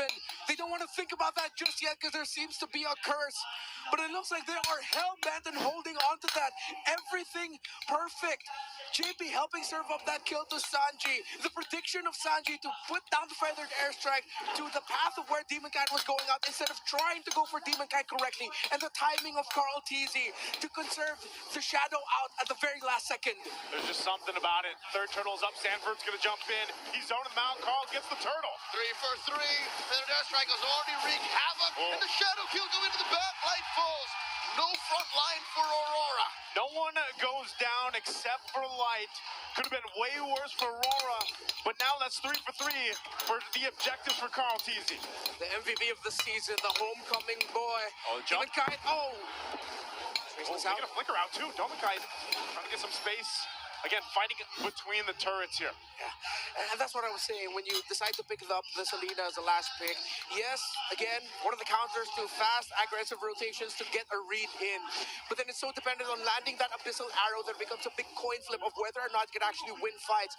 But the coin has been landing in favor of Aurora. The abyssal arrows have not been impactful enough. Carl? Oh my god. Forced out the flick. Magic damage. Physical damage. Yep. What do you do as Aurora, especially since your economy has already been under attack? One might argue that these traps and these arrows could be for zoning. But what is the follow-through? Like, by throwing out a trap, by leaving one in the random bush, does that open a farm for Demon Kite? Does that allow Domikai to do his thing? They force out a wings by wings from Sanji. A glorious pathway from Light, but they're really buying time, Carl. Shadow kill plus an AOG. In comes JP, forcing a revitalize from Light. Aurora's jungle is in shambles right now. Oh, they jump in under the turret too. Carl teases around the orange. He's gonna go. Demon Kite could be in trouble. Shadow kill! Already used. Down goes Demon Kite. Light gonna be up next. Oh, how about a killing spree? Liquid. Match point is within fingers reach. It's all falling apart for Aurora, all the way from the beginning and all the way up to now. Liquid are relentless. And Aurora are helpless. They can't find anything. There's always something Liquid's throwing at them.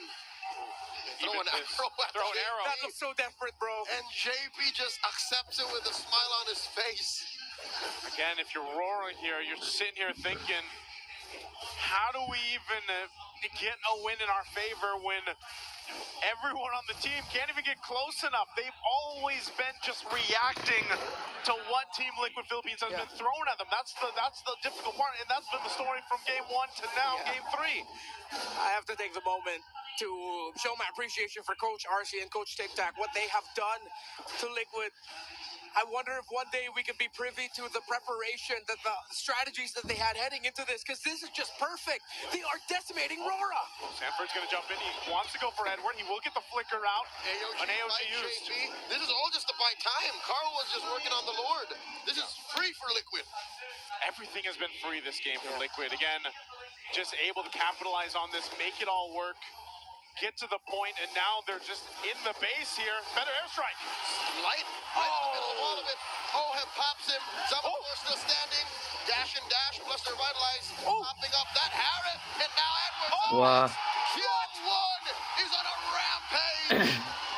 They don't have any minions here. They could be trapped in. They have to get out. Oheb's going to force a fight. Not Oheb. You can't tell him what to do. Dropping that Zamapur. He gets shut down. Takes too many a turret hit.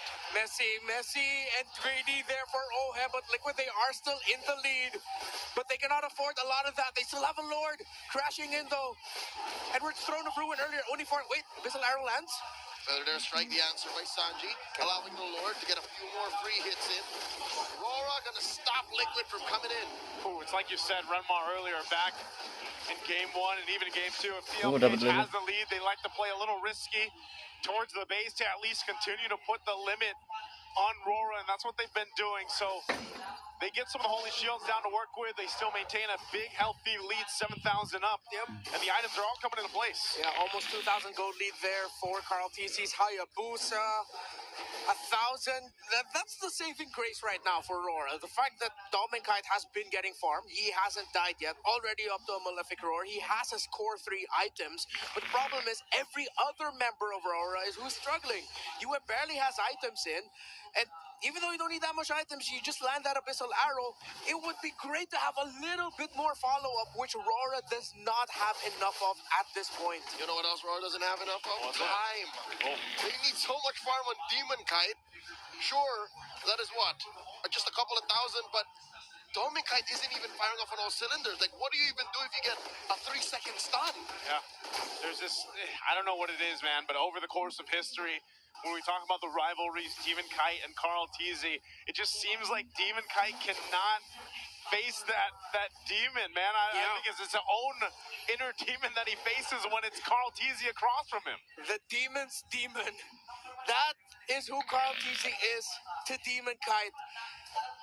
An echo of the past for Light as well. They said it. They just can't seem to take down these members. They took them down, but now they meet them again. Look at JP. Oh, he's going to charge up, forcing Demon Kite again. This is what JP has been doing all series long.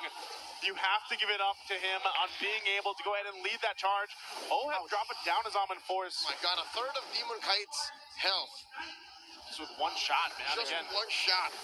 Gonna take his purple. He does get it. Wow. Demon Kite secures that, but is this what you want to do? Because again, the Lord is coming up here now. Oh. You don't have that much space to work with. Awan mo, Yatando. This is GT30 Pro. You can experience victory for every botline gamer right now. We're going to look at JP. Yeah. As I was saying, this man has been doing work. Yeah. He's a dad here. He's daddy. Oh, we really have to start floating the idea that that man is going to be the finals MVP by the end of today if Liquid can seal it. Free Lord. Again, Rora still cannot find an answer. They cannot crack the Team Liquid code.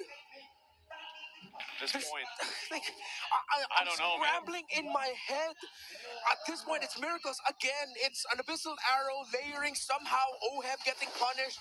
But then if Oheb goes down, you still have to think about the Hayabusa's entry with the Shadow Kill. You still have to think about the damage you're going to be receiving from Feathered Airstrikes. And at this point, the fact that there's already an Oracle, even just the belt, even though that's not a full build item just yet, on the Queen's Wings for Sanford, that's okay.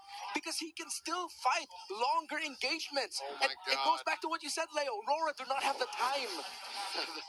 Wings by Sanji. He knows that this is a big ticket rotation. Popping that feathered airstrike. Wah, The dapat stun to Carl Teasy. Carl Teasy In they kena. go, forcing a shadow out. Carl has one more shadow. He's very low. Edward taking a few hits. Glorious pathway and a stun on the JP. Successful defense in the top lane. Bottom lane up next. so far a lot kind of thrown out there. They still got to deal with this Lord as it charges into the bottom base turret. There's an AOG. Traceless out by Demon Kite. Shadow kill by Carl taking out Edward. Feathered airstrike. Oh, he's in trouble as he falls too. Dio goes in. Simon Force underneath this base. Liquid can smell it. The cavalry stamping through. They are at match point. Everyone is perfect. Oheb is fired up. He knows they just need one. Sangkot nilang yung Championship parang point. One more win. The series has been damn near perfect for Team Liquid Philippines. Rora's going to have to go back to the drawing board and figure something out. Let's throw it over the panel to break down our game 3. Man, I have not, again, we've seen them all throughout the season. I've not seen Team Liquid that fired up. And in that early game, really dominated and dominoed Aurora. I've never seen that too, and I've also never seen Aurora in this state. It's so uncharacteristic of them to get stomped like this. They were literally stuck. They were stuck between a rock and a hard place, even though there's no rocks here. Yeah. It's crazy. How can we even go back to the drawing board after all this? The drawing board is dead. The drawing board is in shambles on the floor. Oh my goodness, there we go again.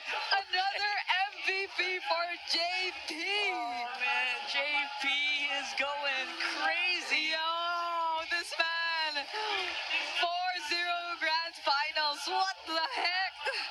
And one more game to 5, Bree. Oh, one more my game to God. 5-0. What the heck has happened? So far, JP has really been so instrumental, making sure the control is there, despite so many possible interruptions, stunts coming in from Aurora's lineup right now. The way he just keeps throwing out the AOG perfectly. What did he have for breakfast? Or look at that! What did he do to prepare or condition himself for this series, because this is such an ideal rower that we're seeing in front of us right now. Yeah, you know what? You guys are blaming JP. Blame him for this victory, because right now it does feel like he is unstoppable. Please do, please do. And you know what, Ray, you're right. The AOGs, they don't even need to hit. Yep. They're zoning enough for Carl TZ to do his thing. And it's Carl TZ and JP, I believe, who have just always sought Demon Kite. It's JP. It's given. JP is like it's like he's doing a man-to-man defense against Demon Kite, especially when there are objectives. It's impossible for you to not see JP actually trailing after Demon Kite or just making sure that he's never out of his sight. But when Carl TZ provides the follow-up, that's a completely different story. It will always result into not just a good zoning, but a kill. And how frustrating can that be for Demon Kite? He has barely any farm. There was a point where he was 0-3 on the season Shin. And my goodness, this is another scenario of I first picked this jungler, but it's not working against Liquid. They're single-handedly destroying the blue side win rate. Yeah, that's what they're doing. So what's up? Like, they are getting the cream of the crop, at least in their position. I feel like the Yi Sun-shin would have been so good in either one of these junglers. Yeah. But so far, it feels like Team Liquid has been seeing these picks and saying, no, it's not good for you. We're gonna make it hell for this Yi Sun-shin, and that's exactly what they did.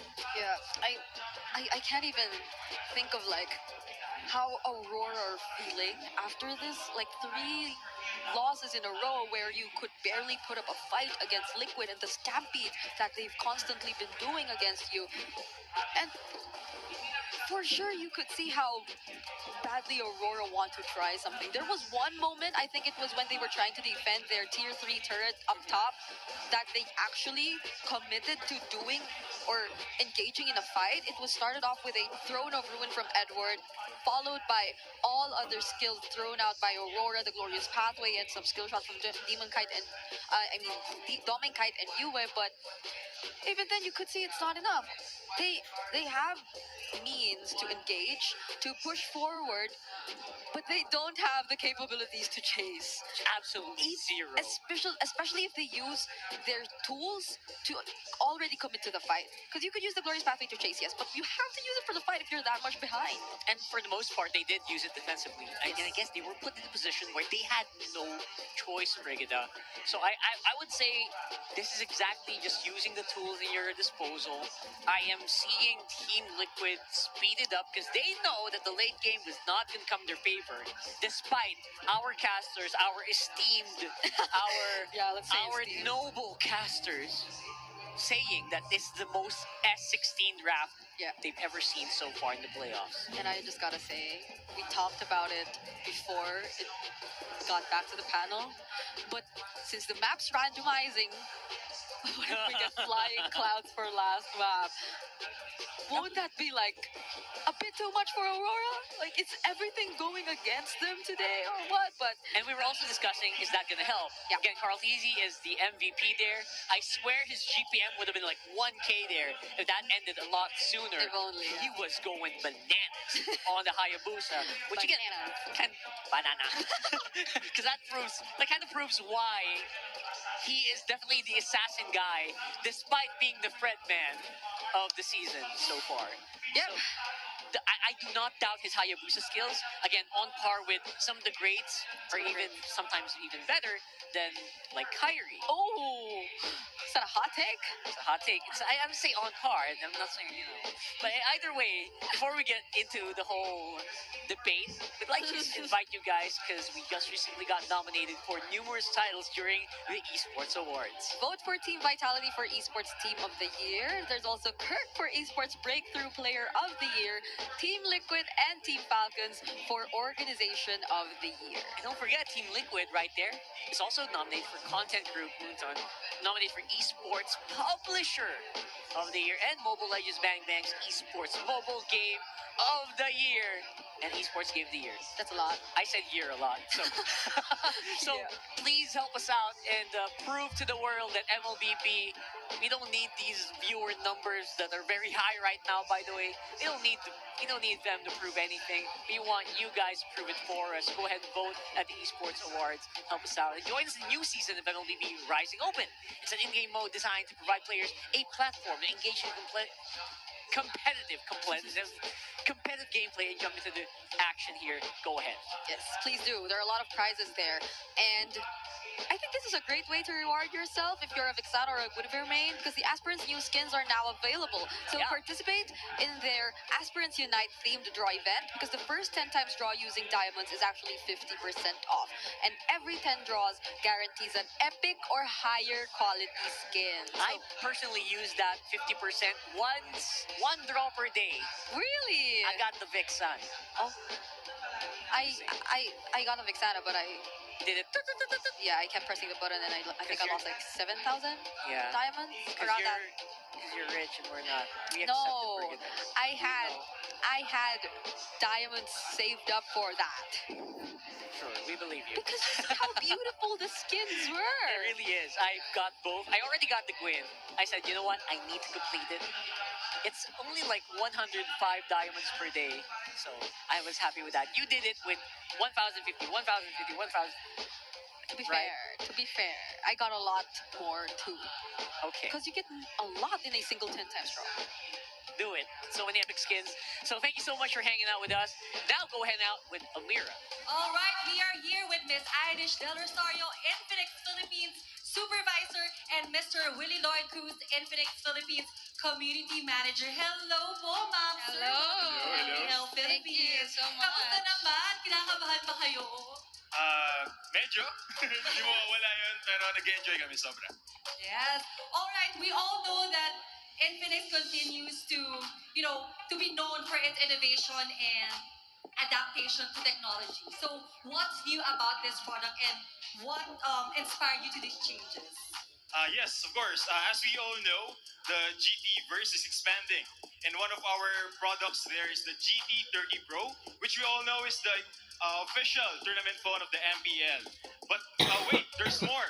Meron tayong perfect phone for our casual gamers. Yes, so for our casual gamers out there, we have the GT30. So if you're a student, if you're a young professional, or just an overall fan of the game, the GT30 is for you. So kung ang GT30 Pro ang pang-competitive gamers, the GT30 is for, as they say, the madlang gamers. Madlang gamers. Okay na ako sa isa dyan. Ma'am, sir. Charot. So, what's new about may bago ba kayong ilalabas or anything in terms of news and promotions na Infinix fans can look forward to? Yes, of course. We have a piso sale, guys. So all you have to do is go to the Infinix Philippines TikTok shop. So that's at Infinix Philippines and search Infinix MPL S16. Just type in Infini MPL for you to get a chance, a limited edition MPL Season 16 GT30 merchandise for only 1 pesos. Yes. 1 peso and the shipping fee, right? Just don't forget the code, which is the INFIMPL.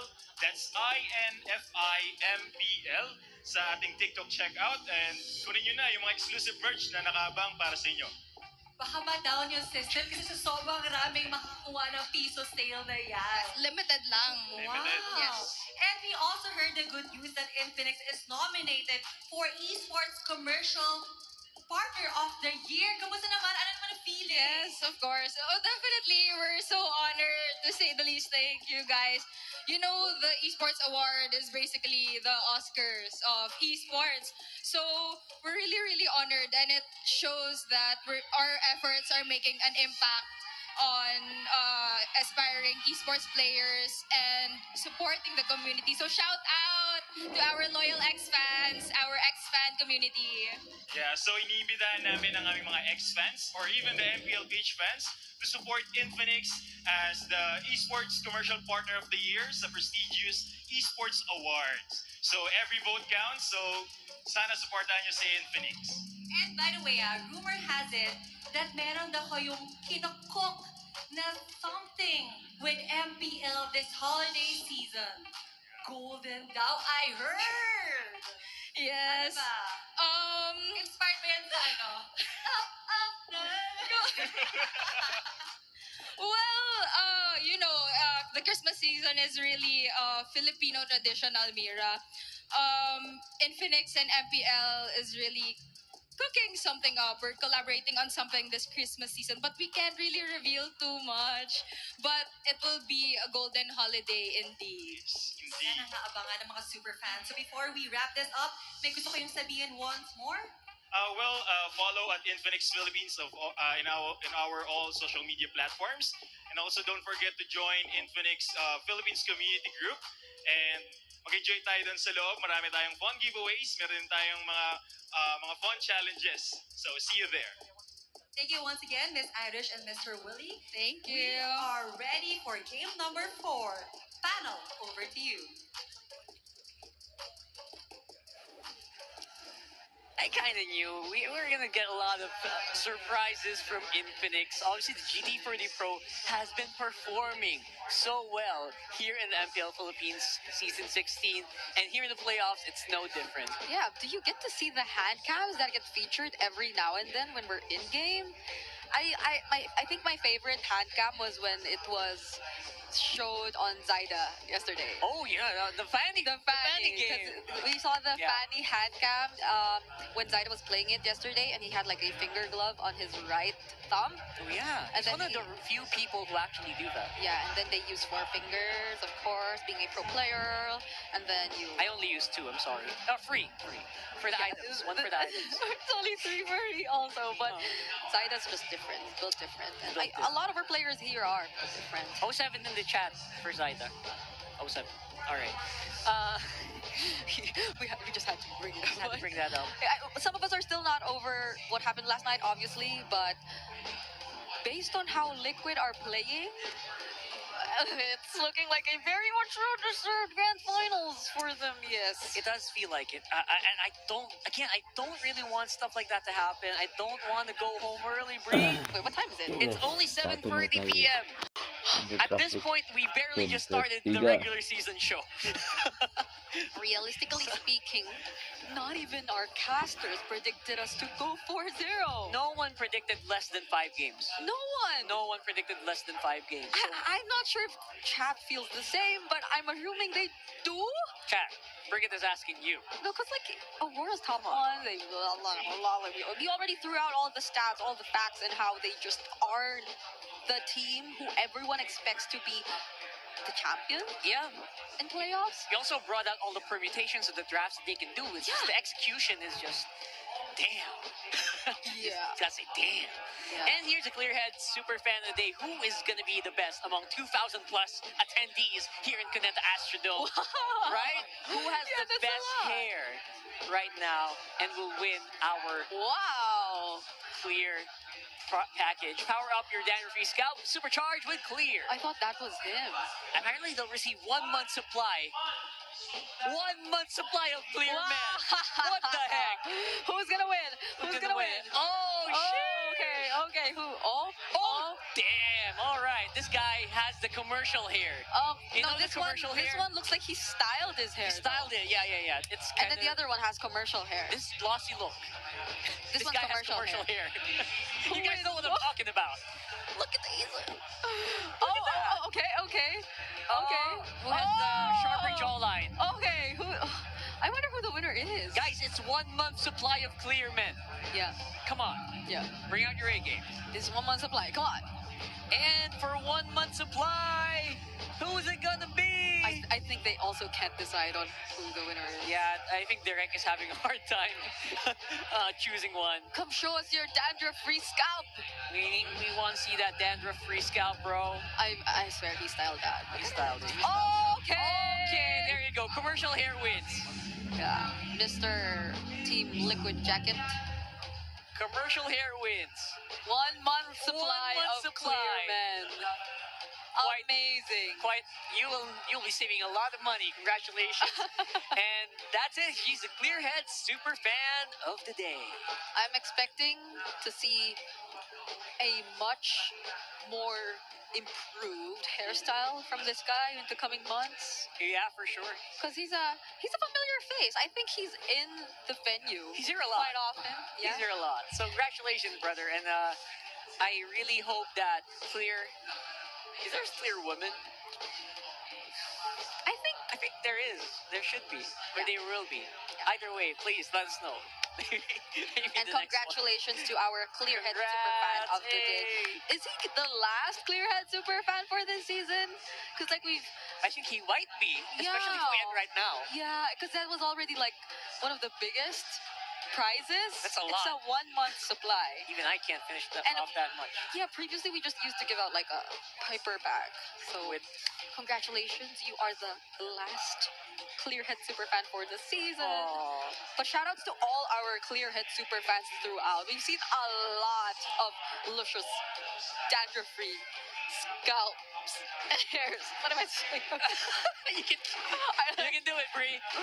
We in chat believes in you. Let's go. All right, so we are at a point where it's TLPH on blue side. That is insane, honestly. We'll get site select. I've already said it is crazy because Aurora has picked blue side for like 2 games for free. And they've lost, I think. So I don't know what that means for this specific game. Some teams will get a little bit of advantage with red two picks. But is that going to happen here? That's what we're about to see, because they're 5 seconds away from, I can't believe I'm saying this, but potentially the last game of tonight. Of the whole season. And possibly for the whole year for MPL Philippines. Oh my... Okay. Because we're going to be waiting for M7. Don't tell me this is Clouds, okay? If it becomes Clouds... Because if the randomizer is randomizing, then Aurora might not want that for this. It is! It's flying Clouds! We got all 4 maps now. The randomizer is randomizing a bit too much for today. And in Flying Clouds, it's showing us an 88% win rate for Team Liquid. I'm not sure how Aurora feels about this, but we just gotta play. Okay? If you're an Aurora fan, you just gotta put your hands up. Spam that blue heart. Or that light blue heart. Everything's happening so fast. What the heck's happening here? Insta-locking here with Carlisi on the further end and Dominicite back on the house. Oh my gosh, what is happening, Bree? Okay, there's a name for this kind of speed in draft. I think it was Blitz draft. Ini junglernya tuh tapi ya bagian gitu. Now it's another jungler for Demon Kites. Anakai for Demon Kite. Wow. This feels like it is going to be. I'm sorry to say this. It feels like a last ditch attempt. To really stop the Fredrin man. Stop the Fred man from overtaking this game. You gotta have a way to be a bit more secured when it comes to objective takes. Akai definitely has one of the biggest resources that you can use to prevent easy access to either using your retribution or just contesting the objectives in general. Oh, I'm seeing myself, hello. Hey. But yeah, so they take out the Farsa. Finally, it gets respected as well here. So there won't be any go-to artillery mages available for the second phase of the draft so far. But is that one way they're trying to balance this out by removing some of these mid lane picks that could disrupt the team fight? Yeah, I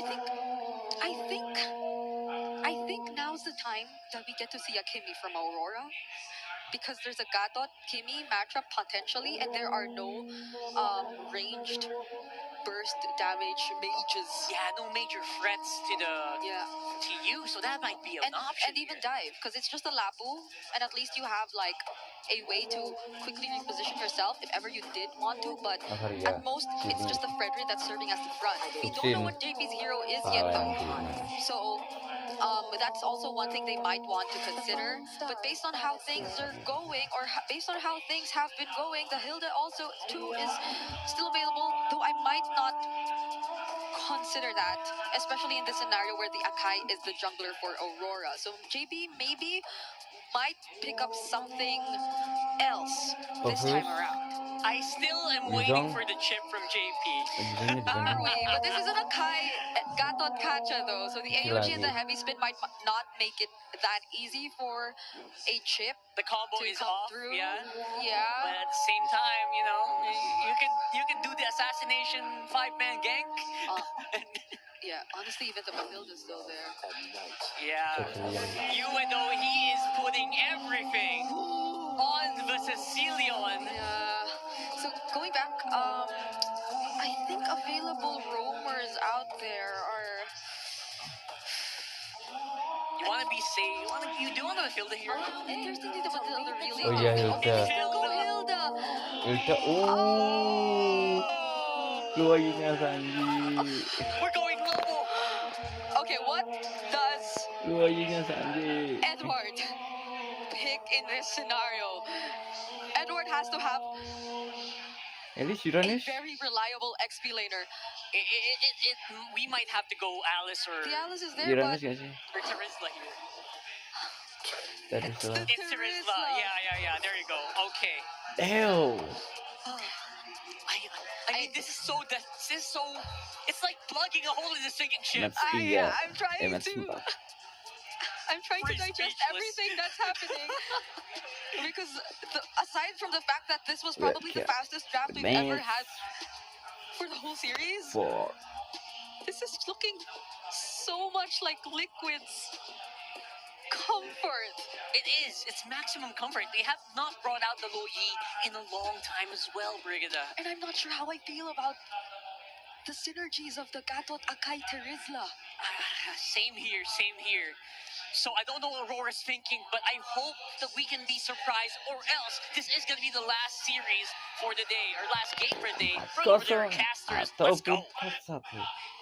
Championship point. point right now for Team Liquid Philippines, unless Rora, with this interesting draft, to say the least, can do something about it in this game 4. Renmar, looking at the draft with your analyst hat on, man. What's going on here? This looks a little confusing. Throwback to MSC 2025.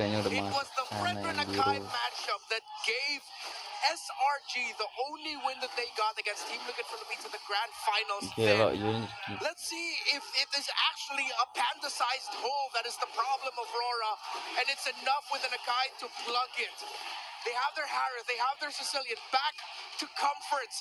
Edward needs to be on point with his entries alongside Light on the Gatot Gacha. There's a big problem about that, Renmar. This is not MSC 2025. We are thousands of miles away from Riyadh, almost 6 months removed from a said event. And even if, guess who won that damn big tournament? Well, we all know who that was. And it's crazy to think that, again, for how many times have we seen the gold lane change in the season, and especially here in the playoffs, and all we've seen today is Granger and Harith. Yeah. I mean, when it comes to these two gold laners, those are the top picks for both of them. The most synonymous with their MPL Philippines Season 16 versions. Lots of tough boots across the board because of all the crowd control that both lineups had. Lo Yi has had a terrible MPL Philippines Season 16. That is the one thing that Rora is banking on. One of the few things that they can bank on here, that Liquid need to change their narrative around that hero. Let's see once we are in the turtle fights, if the heavy spin is enough to mess up with Carl Teasy's retreat game. Oh, JP pressing load game on all of the previous wins that he had in this best of 7. Just on Transformasi light Sony space. anjing. UA2 getting managed. It's for heavy spin. Turtle off 5th of its health. Heavy spin by Demon Kite, hitting down 40. Sanji takes down the smiling demon as Carl takes the turtle. Sanford falls. Rated off for once more. Double kill for the chef. Not the start you want to have. Could have been significantly cleaner. Aurora are gonna regret fighting that first turtle like that. But Aurora are still in this. Dominic has been controlling Ohem in lane. Sanji's appearance here is one of the few times that Dominic has been able to show up. But now with Ohem, with a level gap, able to balance things out towards his favor. And this is the thing here too, JP, someone's got to control JP from Aurora, man. He's been having a hell of a time, probably one of his best series so far in his career against Aurora, game to game to game to game, and it's causing too much havoc on Demon Kite even to even have this kind of jungler that we're used to seeing for Demon Kite. Strateginya ke depan anjing. It was Sanford who was able to get this. Oh, AOG, light misses. That's it. Oheb flickers out. Sanji too. Close call, but Liquid will do anything to be able to keep his 1,000 gold lead. I'm seeing a lot of desperation from Aurora from the first 3 minutes. Soalnya and udah 30 gak ada seconds. Look, semua tuh JP and ketinggalan Sanford, tag. they're not letting this guy farm comfortably at all. This has been the toughest series Demon Kite has ever played all season long. That's what I said. I think maybe what they found out, one of the weak points here to Aurora to deal with that dominant gameplay we've seen all season from them is to put unbelievable pressure on Demon Kite. Again, and throughout the series, he has not been able to position himself to even contest the objectives the way that he wants, or that the way we're used to seeing Demon Kite. God, Light got JP out of it. He goes down. Light takes a nap. Massive disconnect. I was surprised that it was that bush that Light was holding at that point. Just hold lower bottom mid, or in his perspective, it's upper mid. Brave Spider by 40, delaying Edward the retreat. I think he wanted to respond somewhere. Oh no, it's Sansan right on Edward. They send themselves down bottom, rotating towards a turtle. Big fight already. Salmon Force, dropped by Kite. Liquid pushes them out of that favorable position as Liquid takes 2 for 2. A good use of the diversion to come help secure that second turtle. But now look at this, they're going to put pressure on the purple. Red the purple right in DK's face. Carl TZ is a menace. He did not commit the turtle. He slowly used his abilities and basic attacks to take it down. Walked up, retribution away. And now the clock is starting to strike midnight, getting closer and closer to the story of Aurora ending with heartbreak. Edward gets hit Wait, on what? the Razor's Wrath, survives with about 10 HP, forcing Light to revitalize. Aurora's in that position now where Demon Kite. Demon Kite should be okay, but and JP again just being a nuisance all over the place. Aurora's in the position where they have to support Demon Kite, or at least find a win somewhere else. Joseph, do you hear how ridiculous that sounds? It does. Support the Akai? He needs help. Yeah, he needs so much more help. Aurora hasn't changed their game plan all series long. Instead of focusing on making sure that Demon Kite is comfortable, Demon Kite can get farmed, that the center of the map is good, they've been changing their focuses, putting a lot more focus on the Demon Kite, not putting enough focus on the Edward as well, and Demon Kite is suffering. I mean, look at this. They're centered around Demon Kite right now, too, as he falls further behind Carl TZ. Diversion trip to mid lane. Again, what can Aurora do from this point? Who do they go for? Who do they bank on? Is it just Doming kind of the Heron? Light intercepting on Carl. Sanford taps on Demon Kite, forcing that defensive heavy spin. Bravest Fighter already keeping back the Apex Predator. Oh no, Demon Kite's not gonna taste his purple once more. Edward Sanford anjing. Sanford jaga gue parah sih. Every angle, every entry point blocked off, every member man-to-man zone. Onto the turret, in between it they go. Light's gonna be in trouble again, he's so low! Called easy with the Appraiser's Rat, 7-4 drop by Kite. The flicker from Sanji, backing out, push in mid, tier 1 down. JP sees the low health bar on Kite, and he's like, you know what? Nah, I won't risk it yet. We don't have that 6-7K goalie we usually have. You know what else is funny? The fact that JP stood there and showed him, yeah, I'm gonna let you go. Yeah, that must this be time. some mental damage dealt to Kite's game. From the walkouts to what they're doing during the game, from walking out from the playing area to back to their huddle areas. Cek pengen mirror mulu tuh. Have just been living rent-free in Rora's heads. Rora have not played their game all series long. Rora have looked uncomfortable all series long. And now Liquid, it's their series to lose, their game to lose. Glowing one locked in for the Sicilian, but still, the lead is too far. This makes sense because a lot of us forgot throughout season 16, this is their house. This is where Stallions live and run free. They are the defending champions and they are bullying Aurora since game 1. Heavy spin. Dapat Kartiji. Kartiji sent underneath tier 3 down bottom. That's a kill for Aurora. There we go. That's Tor. Right with an Dapat AOG. Intercepted by JP Sanji. and Sanji. Gila, Sanjinya kagak Now mati. on the light, bravest fighter. Onto that Kacha. Hey, take him down. Serving up a kill to Oheb. all part of the plan, I guess, for TLPH. Maybe Carl TZ wasn't supposed to be heavy spun into a turret, but TL still gets something, and it's still on the purple. They don't even have the retribution. They just have the man advantage. And they still get it. And it's on the Granger of all people. Kiel 1 is a different beast the day he woke up, and he chose to be greater than ever. He chose to show the world, hey, I am the M3 MVP. I am a 3-time champion. Now he's looking to be a 4-time champion.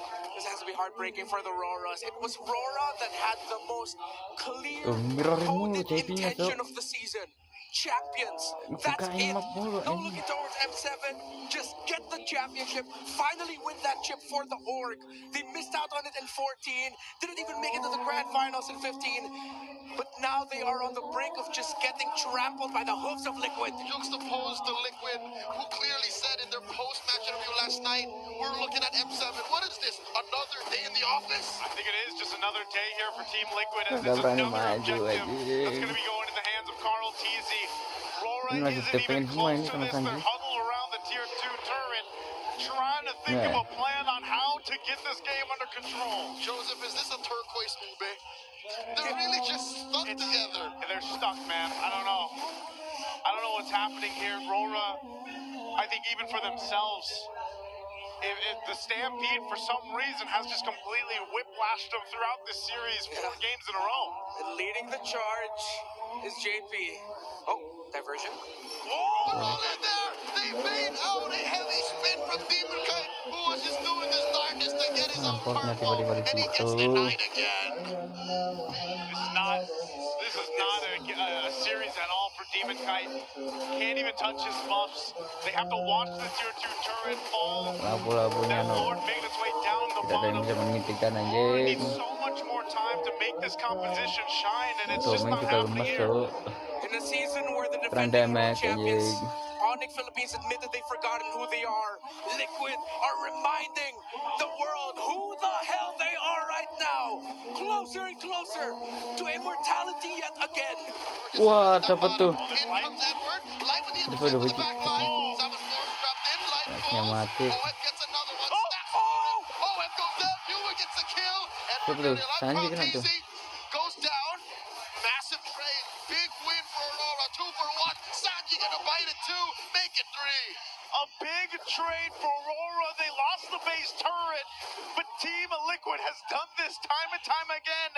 That first Lord 5K ahead, they go into the base anyway. Now that was Rora's fault. That was Edward and Light with the link up, Momen loh the ini, flank, momen loh the ini, ayo. gank, the set, and Come on, Demon Kite getting the heavy spin to Terlalu make sure that they can buru-buru even ini. get a kill onto Oh, Sanji. ini mereka dulu Now yang we've got ngeluarin. ourselves a game. This is now within Light's reach. Let's take a look at the replay. Exactly Tuh, what happened again. 3 biji. Edward jumps in. Akhirnya Light comes from the Purifier. back. They do get overloaded with damage, but they force it all this under the Kartisinya turret. TB So turret. even when Carl goes down, Edward Sanjinya gets kena. away with a sliver of health. Joseph, that is the magic keywords, under the turret. Under the turret. It's happened many times. So that means that wouldn't have happened elsewhere on the map. Yeah. Aurora has to take their lucky stars. Liquid were willing to overcommit. You asked if this is a turquoise coded Ube. One of the greatest strengths of Ube back in the heyday was making comebacks through moments like these. Being able to come back just when you thought they'd lose one sequence or turn it around, there is still a significant lead that they have to chip away at. Carl TZ with the Athena Shield, Dominance Eyes, didn't full build into the anti-Cuirass, but Oheb still has a significant lead over Dominkai. Good thing for them is now, though, it's 12 minutes in, then yeah, they already have the Holy Crystal on the Harith and a Divine Clave as well for the Sicilian. So this is within comeback reach. And Liquid cannot overheat. They can't overheat. Aurora, are they even in a position to want to contest this? For the first time JP-nya, in 12 JP-nya. minutes, yes. They're JP-nya trying. dari belakang. What a dance. JP taking that flank. Aurora have eyes on on him. I'm pretty sure someone saw. JP comes in. Wah, kena lo. Forcing that fast face. Lord at a tenth of its health. Carl Dia Deasy ngeselin trying siapa to tuh? keep it up. Sasiriannya And anjing. then AOG on light. Lord still standing. Demon Kite. Nice, Demon Kite. After a heavy spin tango. And Carl Deasy goes down. Demon Kite finds him. Demon Kite falls. One for one trade. He's gone. The diversion's going to be used. Oh, they get spotted. To get out of there, they have to get out. But Demon Kite got the Lord. They go back. Summon force by Demon Kite pushing Oheb out. Now the next target gonna be Itu Sporty. kat, The Apex itu lapu-lapu kat banget anjing. Daddy JP to the Woi, And lapu-lapunya kat banget anjing. still firing off the back. JP finds Demon Kite. Edward gets taken out by his former Itu brother lapu-lapu. Oheb. Now it's just you and Light left. What are they going to do? They have to deal with the Lord here. Light and Eaaa will be able to clear out the minions, so it's going to be just that. Lord buys them time for Aurora to stay in the game. This is the most exciting the series has been all grand finals long. Liquid do not have the iron grip as they did. Rora finding clapbacks. The heavy spin perfect. Demon Kite getting the retry, but it was Liquid with the counter punish yet again. They can't afford to do that because of the lead. And who was it that showed up right at the nick of time to turn things around? It was the Hilda running up to Aurora, but Aurora are still in this, and Liquid must not rest on their laurels and their lead. So 2 warning shots now to the cavalry. Hey, you slipped up once inside the base. Even outside the base, Aurora can clap back. I'm looking at Daddy JP's items. He's got to build that bolt, man. Miss! By Demon Kite pushing off him. Demon Kite falls. One full trade. He's gone. The diversion's going to be used. Oh, they get spotted. To get out of there, they have to get out, but Demon Kite got the Lord. They go back. Summon force by Demon Kite pushing Oheb out. Now the next target gonna be Sporty. The Apex Predator gets 3. In comes Oheb. Wah, Daddy JP to the rescue. revive. Edward's going to miss. Oheb still firing off the back. JP finds Demon Kite. Aurora is in an actual position of contention for Apa the itu next Lord. tuh That's really what the lapu-lapu focus itu is going to be here. anjing? Unless TLPH, mind you, we haven't seen the Loi pop up too much, but now that you have that, you can play at a macro level, and they're still going to put pressure on the purple buff with Demon Kite. But he will go ahead, and it looks like he doesn't get it. Nope. He hasn't had majority of his buffs, but I'll tell you what, the last fight for the Lord is why we saw what Enakai can bring to these objectives.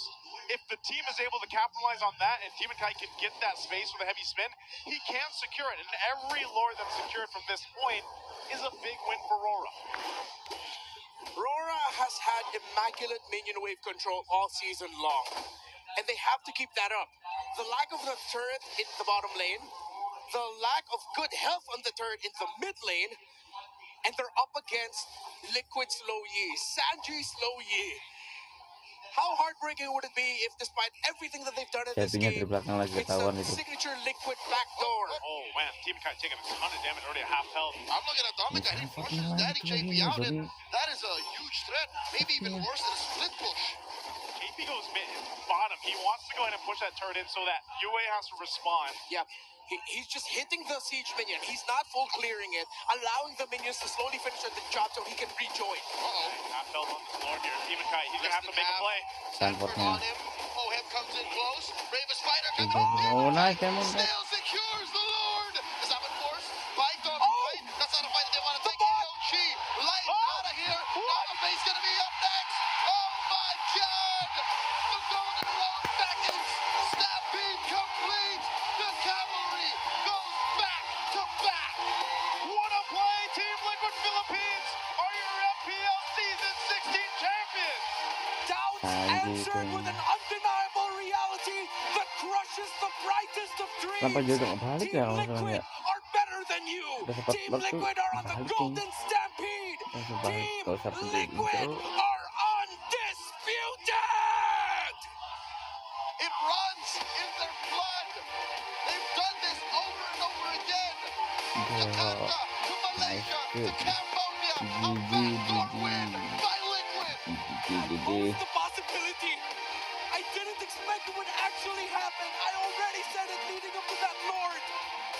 I said as well, the Louis Yi is a macro play. and they just brought the cavalry down there.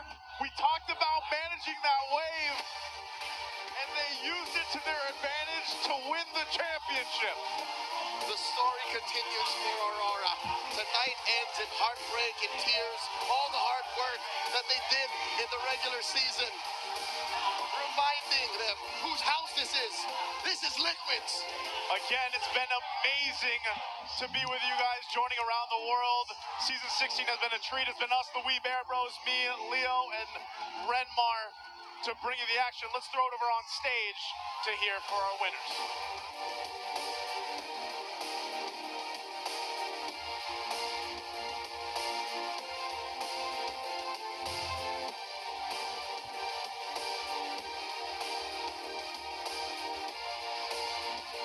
Super fans, with that sweep, make some noise for your back-to-back champions, Team Liquid Philippines!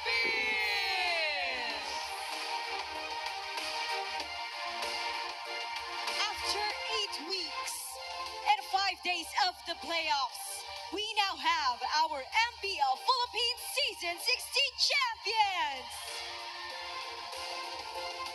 Get ready to lift your trophy you've earned! What a moment! An opportunity for them to complete the golden road, and they have what it takes to continue it yet again. Making something happen, moments for them, and now I think it is time. I think they're ready this time! Get ready to lift the trophy you've earned!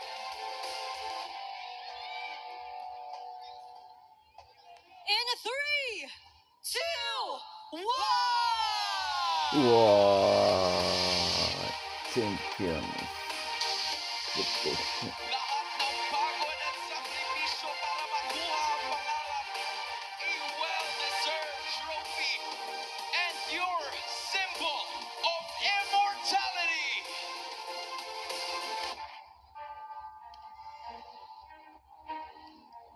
To present more of the awards, we welcome on stage Mr. Victor Tana Kabuay, Vessel Project Manager.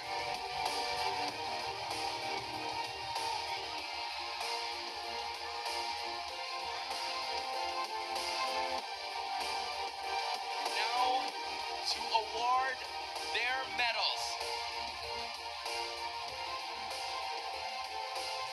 Coach Tic Tac.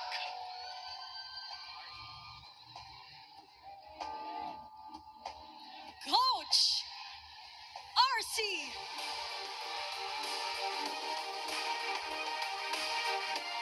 Sanji. Gila, Gila. JP.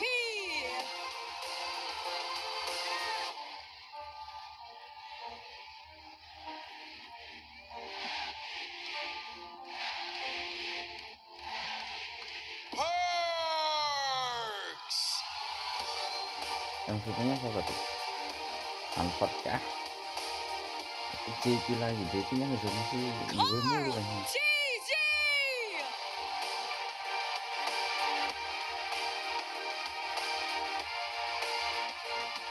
The Apex Predator.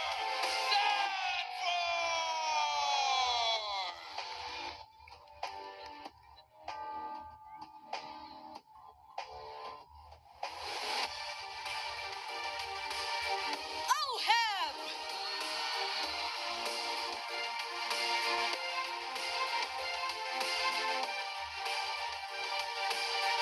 And their manager, Miss Mitch Liwanag.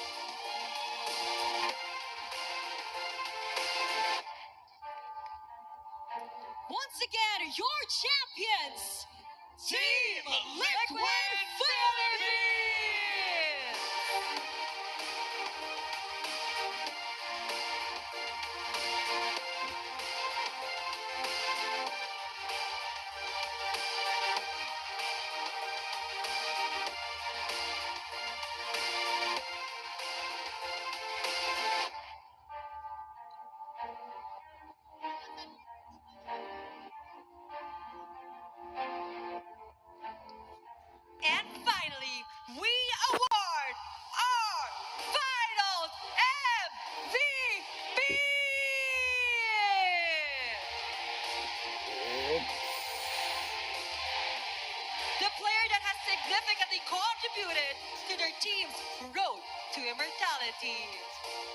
Presenting this award is Miss Janet R. Tumang, Supervising Sports and Games Regulation Officer.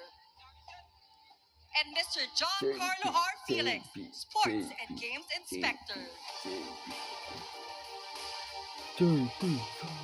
And now, are you ready to find out your finals MVP?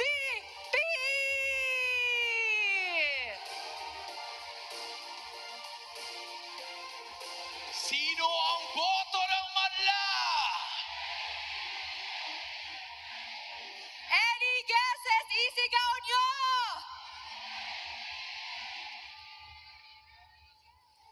And your finals MVP is... Sanford City. JP!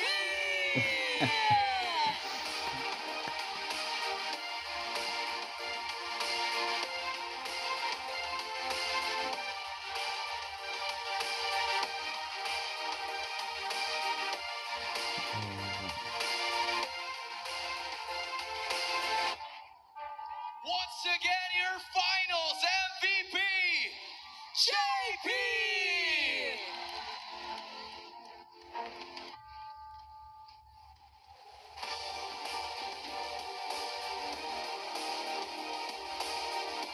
JP, congratulations. You now have a finals MVP kasama ang iyong mga kakampi. And mind you, JP is still undefeated in a grand final. What's the secret, JP? Ano bang nangyayari whenever you step into a grand finals para mag-evolve ka ng ganito? Ano lang po talaga, nagpo-focus ako sa ginagawa ko lang po yung best ko para sa teammates ko para JP kagak mati-mati hindi. What an incredible performance for the grand finals. I bet hindi nila in-expect yung ganitong outcome. And kahapon, nakausap natin ang Team Liquid Philippines. I wanna ask Sanford, dahil kahapon sinabi mo na hindi nyo inaasahan or hindi nyo ina-aim yung championship today. What happened this morning? What made you decide? Ano ang tumakbo sa isip nyo na ganito kalakas ang Team Liquid Philippines stepping into the grand finals? Ano lang po yun eh, reverse psychology lang po yun. Pero talagang in-enjoy lang po namin yung series tapos ayun, sobrang nagulat kami na nakuha namin yung ganito result. So this is Team Liquid Philippines without any pressure. This is your potential. Pero parang may na-pressure kanina. OHEP! OHEP! Sama Nararamdaman namin yung pressure dito OHEP Game 3 pa lang. Palong-palo ka na. Anong meron doon? What's the story behind it? Ente buat auto Gusto ko lang talaga bumawi sa Aurora, kaya sobrang higil ko kanina. Pero mga close naman kami yan sa in-game lang talaga magkakalaban. Kumain ka karo Demon tayo. Parang hindi kayo naniniwala. Naniniwala ba kayo? Nako, OHEP. Medyo, tagilid ang resulta nung iyong interview. Pero hindi tagilid ang inyong naging resulta with this tournament. Once again, your finals MVP, Jangan dulu, bye-bye. Izin off play. What a moment